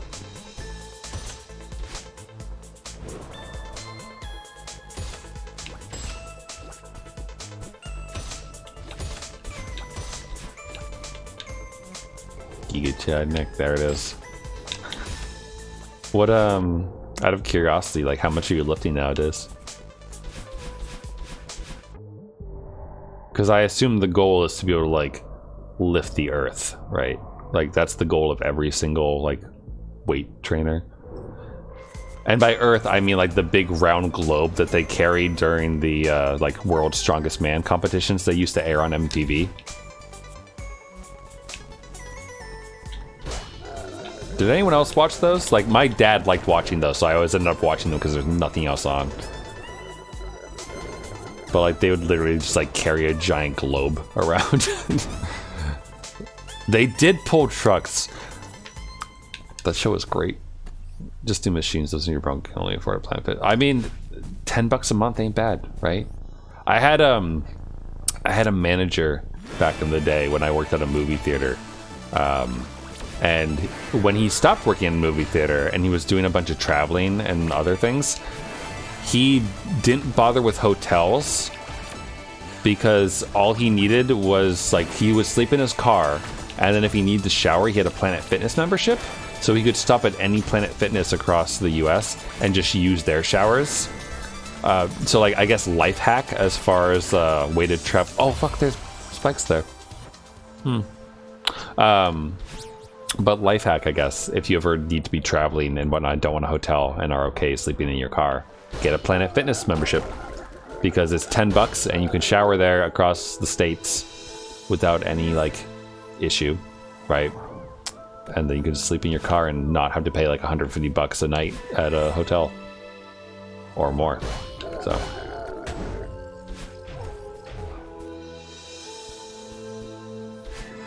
really interesting guy though, that old manager of mine. He also fences, which I always found to be one of the more interesting things about him.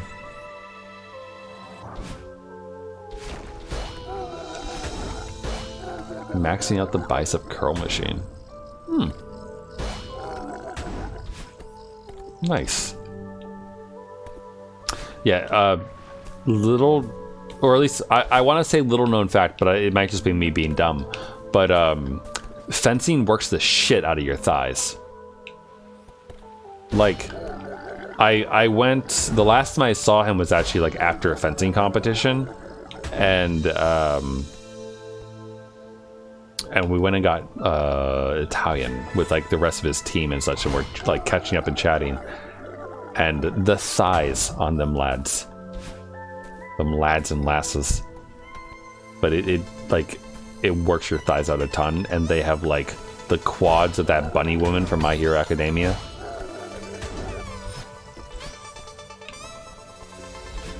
Like when you see all the videos of like the girls or men or whatever you're into breaking watermelons with the thighs, and you're like, boy, I wish that was me. And all those like horny posting weirdos, they can do that if you fence.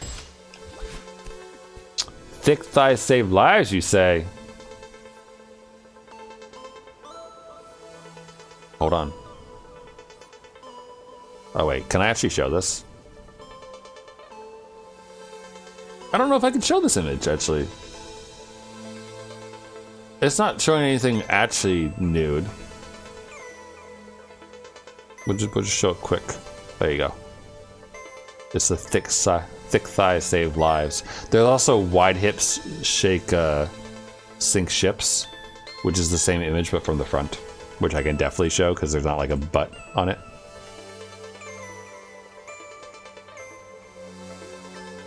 But biker thighs? You mean like bicycle, right? Not like vroom vroom motorcycle thighs?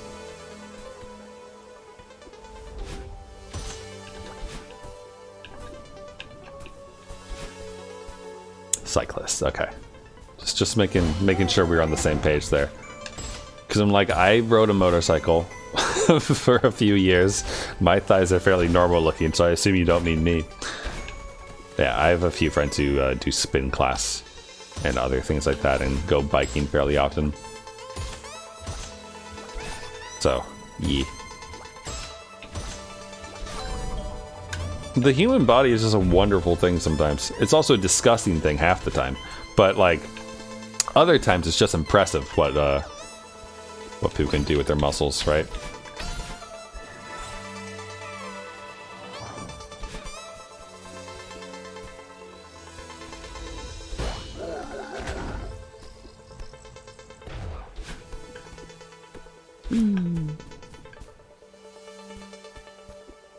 I mean, again, going back to the World's Strongest Man competition, like those things, like they were, I think oh fuck me, I think those globes that they would lift and like put onto the towers and those things were like 200 to 300 pounds or something like that. Insane. Or like 500, I think, even sometimes. I feel like I should look back into this because I don't remember like what the actual weight was. But also, then again, like you had people lifting trucks and other nonsense. Atlas stones, yeah, that's what they were called. The Atlas stones. And I remember like some of the people would try to put it on their shoulders. Like there wasn't a like a right or wrong way to lift it up. Like there wasn't a like prescribed way that they had to do it.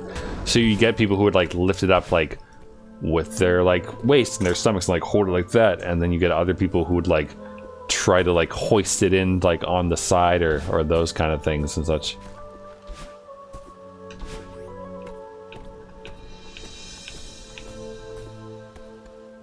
It was interesting.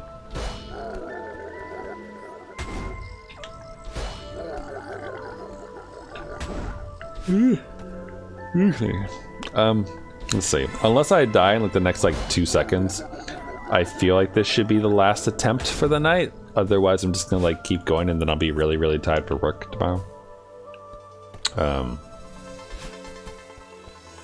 Which is like okay, honestly. I have like 3 things I need to do tomorrow for work, as far as like actually accomplishing things that have deadlines or like need to be done. So it's not the worst thing in the world if I'm kind of tired, but trying to be a good human being.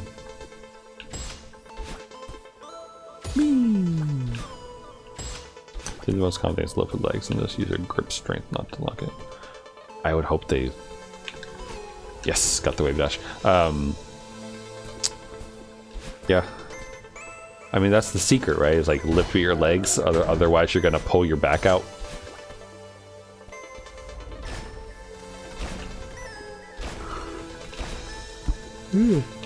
Excuse me. Tell you what, I'm gonna go for another 10 minutes or so. Yeah, another 10 minutes. And like whatever run I'm on during that, you know. You'll pull a Larry Wheels and tear your bicep right off. Oh god, that sounds awful. I don't know who Larry Wheels is, but that sounds really, really, oh god, bad. Really nasty. I've never broken a single bone in my body, and I want to keep it that way. I've also never like had a sprain or like anything like that. I think the worst I've done is I have possibly torn a muscle, I think, in my shoulder when I fell off my bike for the first time. Motorcycle, mind you, when I say bike. But that healed by itself, so. You pull there. He's an IRO JoJo character.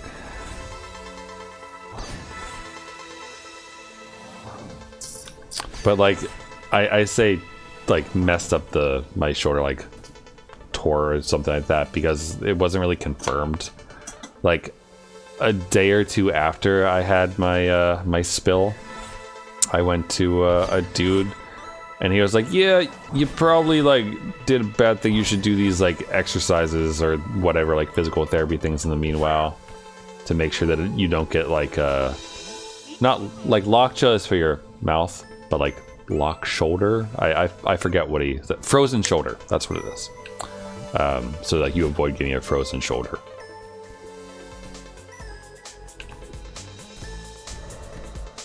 But that's like the worst I've done to myself. And I say that's the worst I've done to myself because the worst thing I can think of that anyone has done to me in general, it's probably my brother, I guess. When we were kids, all good things happen when you're kids, right? Yeah, you can post a link. You should be able to. I don't think Nightbot should do anything. I'm pretty sure I have that turned off. Like where it would do anything for you. But yeah, frozen shoulder is where your muscles and everything are like, they like heal wrong basically. So like you lose the ability to like, you lose the full movement in your joints or where the muscles are and such. It's basically what a frozen shoulder does. And to prevent it, all you have to do is like move your is to move your shit. This is what Larry Wheels looks like. Holy shit, he does look like a JoJo character. Look at the veins. See, oh, that looks weird right there. Does this look weird to anyone else right here? Like the way that it like bulges out like that? Swipe to see how peak steroid abuse aged my face. Luckily, the effects were reversed. First swipe is current condition.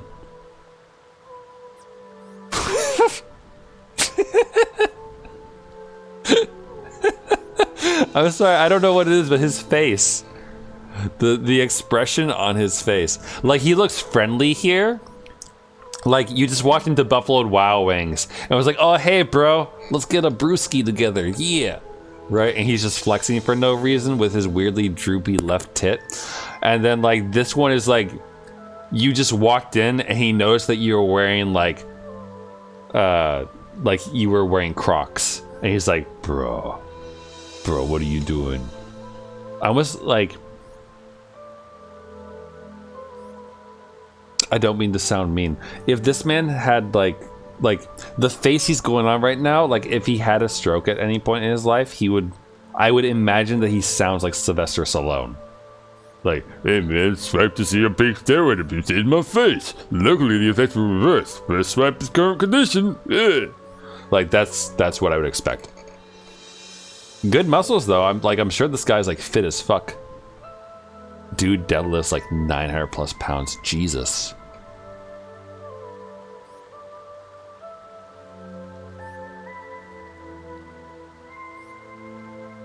I mean, like, good for him. Like, he does look better in the second picture. Here, I'll show it again. Like, he's in this thing, he's saying that, like, this is you fucked up on steroids. This is you unfucked on steroids. Like, he does look better in this picture. Besides the face. Like, this face looks so much nicer than this face. Maybe it's the, he's, like, clean-shaven here? I think. But, like, his, like, pencil mustache here, combined with, like, the jarhead look. Like, and maybe it's the neck. You know, maybe it's just the head-on. Like, how he's head-on versus, like, coming at an angle. Like, this is his good side. Like from there up is his good side. Well, like, straight on is not so much. I don't see a difference, is what one of these comments say. Yeah, the first is clean. So, yeah, he also looks younger in this other one. I wonder, does he say how much time between these it is? Like, I'm curious about the time span between these two. Oh, the second image is steroids. Well, now I'm confused because he looks better on steroids.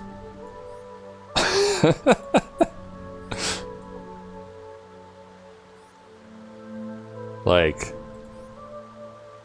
hold on. I like need to investigate this. Because I'm still thrown off by this piece right here. Like how there's, it might be the angle again, but you see it here too. Like there's just this weird bulge in his elbow.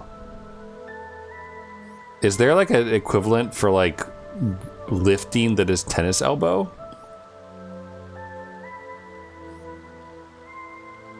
Swipe to see how peak steroid abuse aged my face. Oh, so the steroids fucked his face up. He's not saying that his body was different. Yeah. Okay. Man. You don't come here for my reading comprehension. I'll tell you that.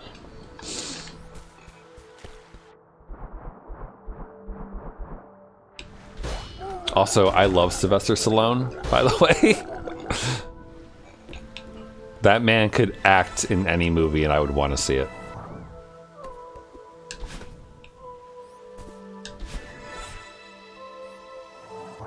Like, I think my favorite movie of his is Over the Top. If you've never seen the movie Over the Top, it's amazing. It's also like it's a nice story.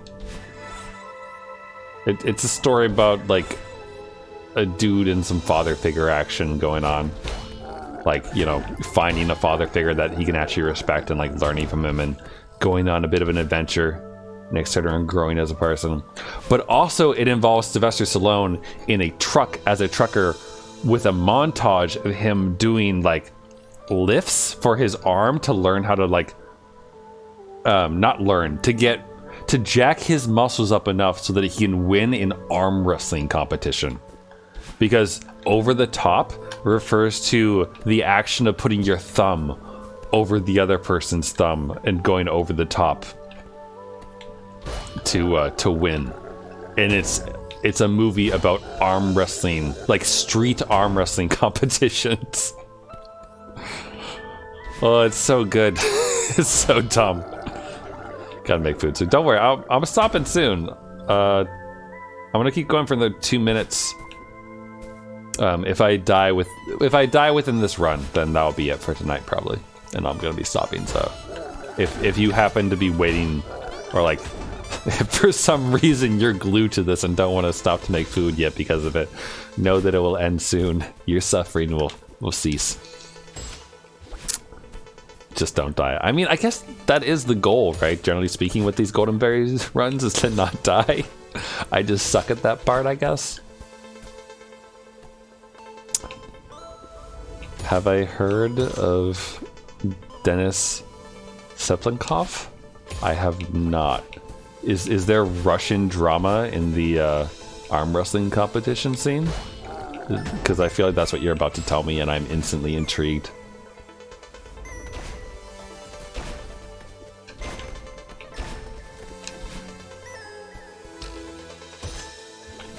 Also, out of curiosity, Peace Good, have you gotten the berry on this level? I assume you have, but... Oh, he's just an insane person. tell me more. If there's anything I love, it's insane people who are nowhere near me.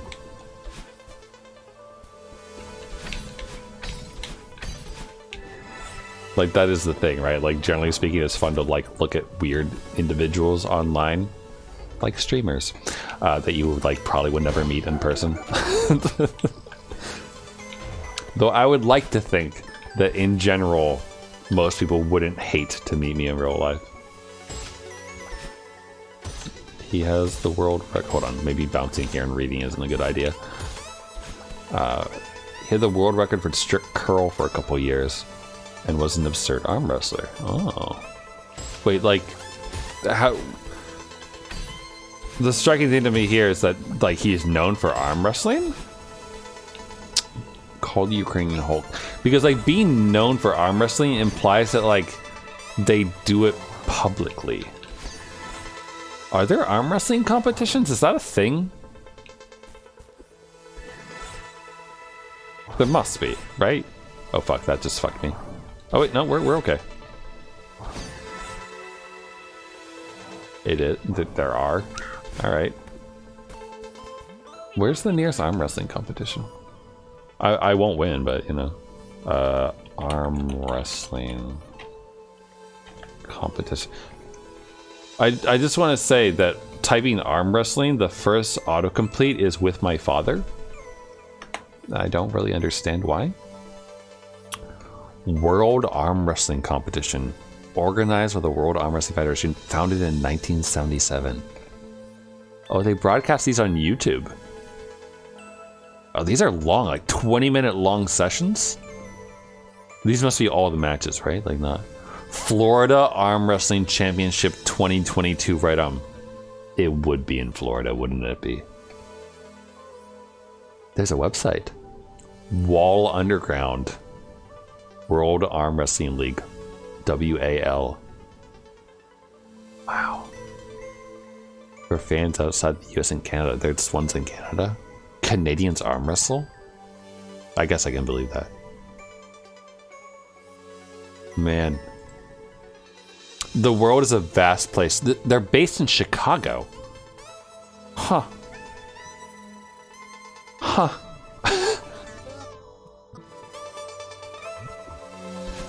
I feel like I'm learning so much today.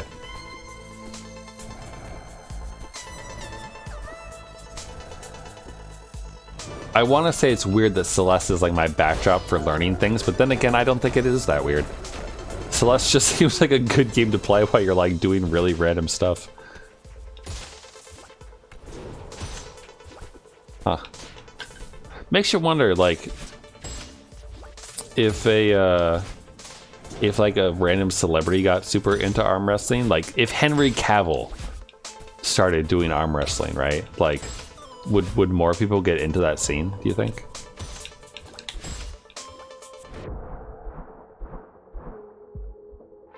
Or I wonder, like, so like, I like one of my favorite human beings in general is Arnold Schwarzenegger, because like he's fun to watch, he's a good dude, like he's motivational, and like I don't know much about his government policies and those things, so I don't know if that's any good, but his like his story in general and like the things that he talks about during like motivational speeches that he's been recorded in and whatnot are good. And like he talked about being hungry and all that stuff and going after these things, and like how he got into the position where he's in is like through bodybuilding and getting into acting gigs and those things, and using his body as like part of that, right? Like arm wrest, or well, I guess probably arm wrestling too, who knows, but doing all that stuff was kind of in the service of like getting him to where he could be in America and be in movies and star in these things and everything like that and whatnot. And so like I feel like if someone can bodybuild their way into that like that someone can probably arm wrestle themselves into showbiz, I bet. For bodybuilding, if you're in pain, that's good. Yes, but I mean, he also says that lifting weights is like having sex and coming. So, like, he's got a lot of interesting phrases associated with him. It's like having sex with women and coming. Lifting weights. If you've never seen the movie, the documentary, sorry, Pumping Iron, that's the one where he says that, by the way, in case you think I'm bullshitting you. I'm not. Here's a pic of Dennis. All right, let me see this other insane person. Kind of looks like a guy I know named Keith, minus the arms. Oh god, this website does not... Hold on, sorry, it's not resizing very well.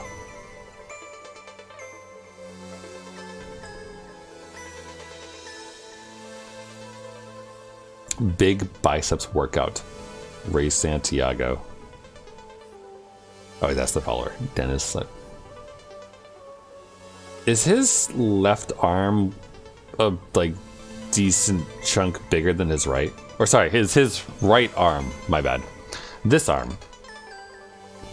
This arm over here looks a bit thicker than this one. Like, this is the arm he jerks off with, right? Because like hold on. We gotta inspect this. Okay, hold on.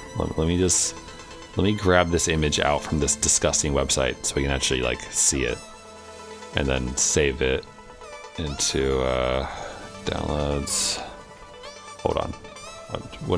Give me a hot second here. I gotta open this in the most like the bestest of inspections. All right, here we go in Paint. Just grab this out real quick, and grab this out. Yeah. All right.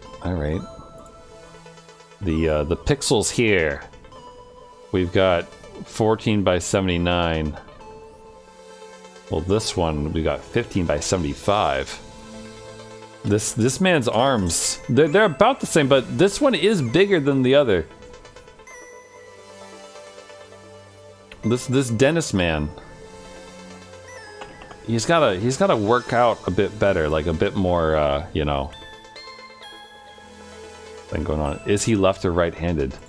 I don't know. Does anyone know what Dennis Siplikov, what hand he's dominant about? It's probably the right? Which was larger, his right. I'm just saying, there might be some Quagmire action going on in this guy's life. Real life Quagmire right there. You're right, I'm a bit larger too. There's reasons for everything in this world. Which one's your gamer arm?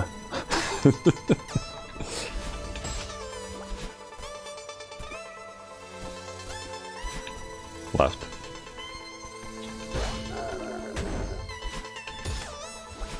It's funny, I do, I'm right-handed, but I do a good chunk of things with my left.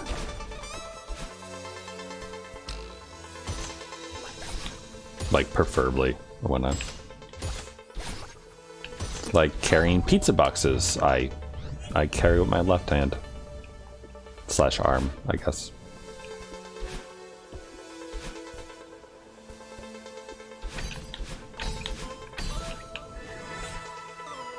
It's like one of those things, like you just want to... I suppose that's like kind of like keeping your dominant hand free so that you can use it for opening doors and that kind of thing. Right?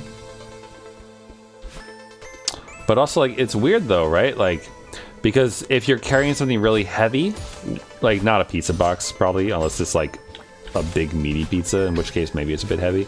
But like you probably want to carry it like with your better arm, right? Like when you carry groceries, which arm do you use? If the answer isn't both because you need to carry like 7 or 8 bags on both arms in order to do it all in one trip, then you're wrong. Hell yeah, one trip warrior. There it is.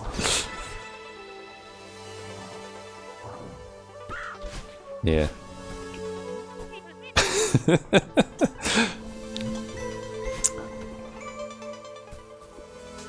I definitely enjoy whenever that like internet meme goes around, and like it's just like some random image be like, all guys do this or like understand this or whatever, and it would like show like the guy holding all the grocery bags or whatnot, and it's always like 95% of the time whenever someone like reposts that, it's always getting like a bunch of replies being like, wait, why?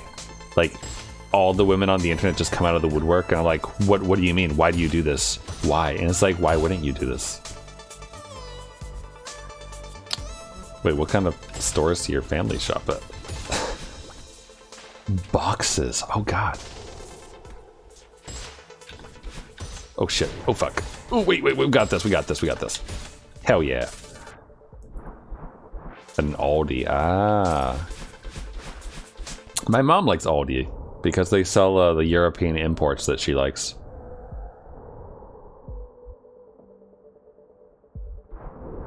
God, I love the effect of like the water and how it muffles everything. It's so pleasing to the ears.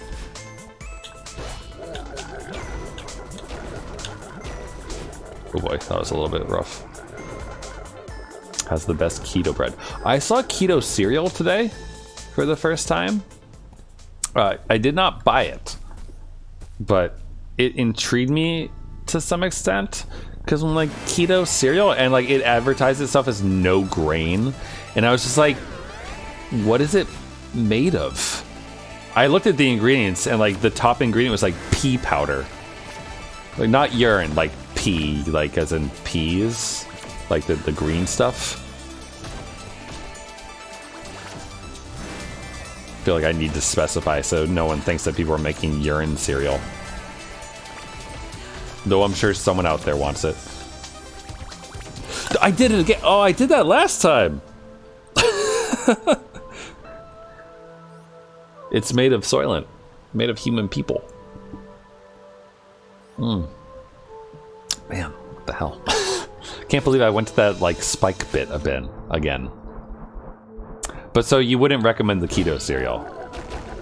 I have this really shitty organic stuff right now called Purely Elizabeth, which I bought because they literally didn't have anything else that looked good. It was just all like gluten-free cereal and other crap like that, and like hippie stuff. And so I bought the least hippie looking thing I could find, which was this Purely Elizabeth organic like cornflake crap. Hold on, let me find a picture of it. Picture I can. But it is not good. I mean, it's edible, but it is not great. Here we go. Look at this. Look at the way they advertise themselves. Purely Elizabeth, the new superfood cereal. Get free cereal sip with every order. No code needed. Oh, apparently there you go. But I bought this one, the honey peanut butter. And do they have like bigger pictures of this nonsense? So I can actually like show. Oh, blog recipes. What do you mean recipes? Mix cereal with chocolate. Mix cereal with banana.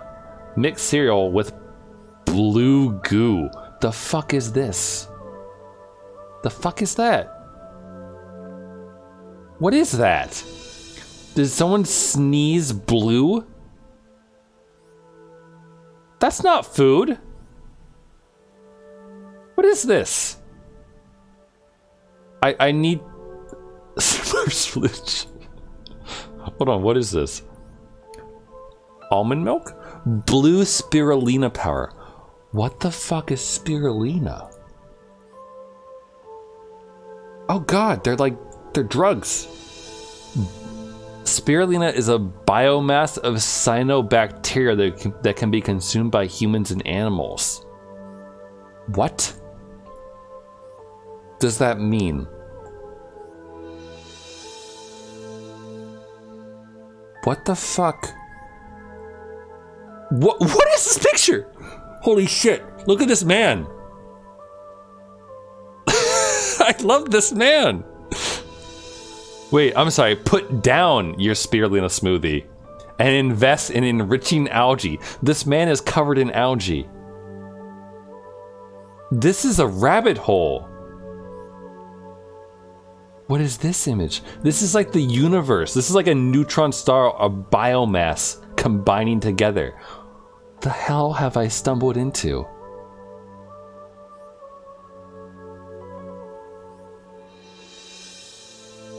Amazing. Thank you, Purely Elizabeth website, for leading me onto that. That was I don't know if I can get a higher note than this. Jeez.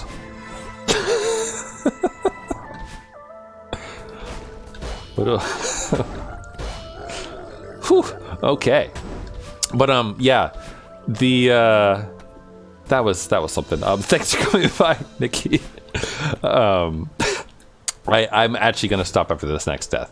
But thanks for coming by. I hope if you're hungry, please go eat. Sorry if I made that worse for you by looking at biomasses of nonsense. Oh, sorry, of cyanobacteria? What a time. Oh, that was good though. Man, we've covered so many topics tonight, from tsundere Japanese learning dating simulator to eating biomass. Whew. Whew.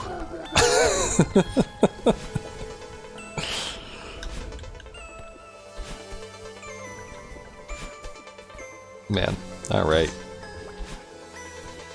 So how far do you,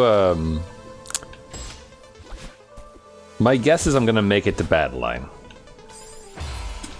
I say, looking away at the exact wrong moment. Holy balls.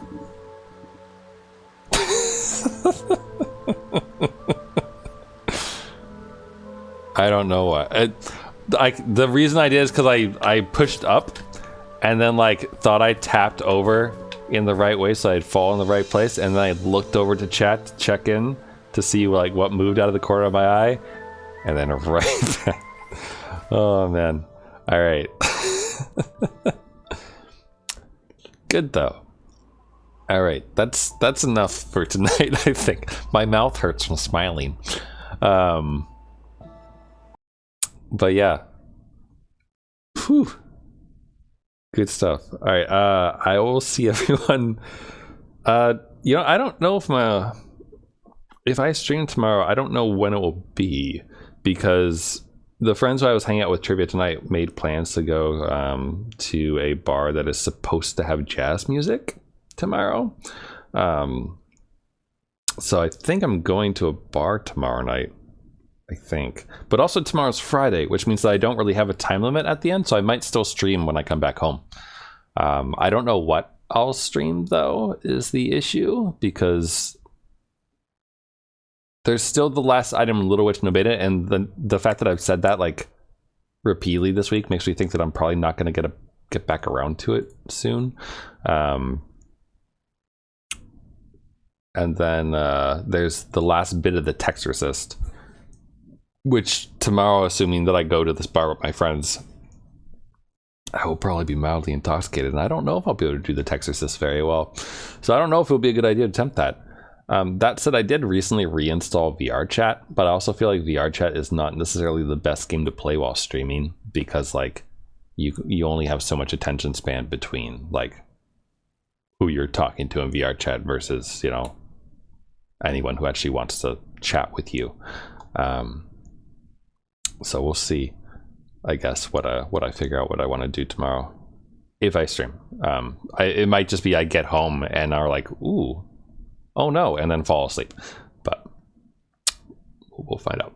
Anyway, thanks for coming by again, everyone. I hope you all have a great rest of your night or rest of your day, whatever time it is wherever you are. And yeah, if I don't see you tomorrow, I hope everyone has a good rest of their weekend. So thanks for watching, and bye for now.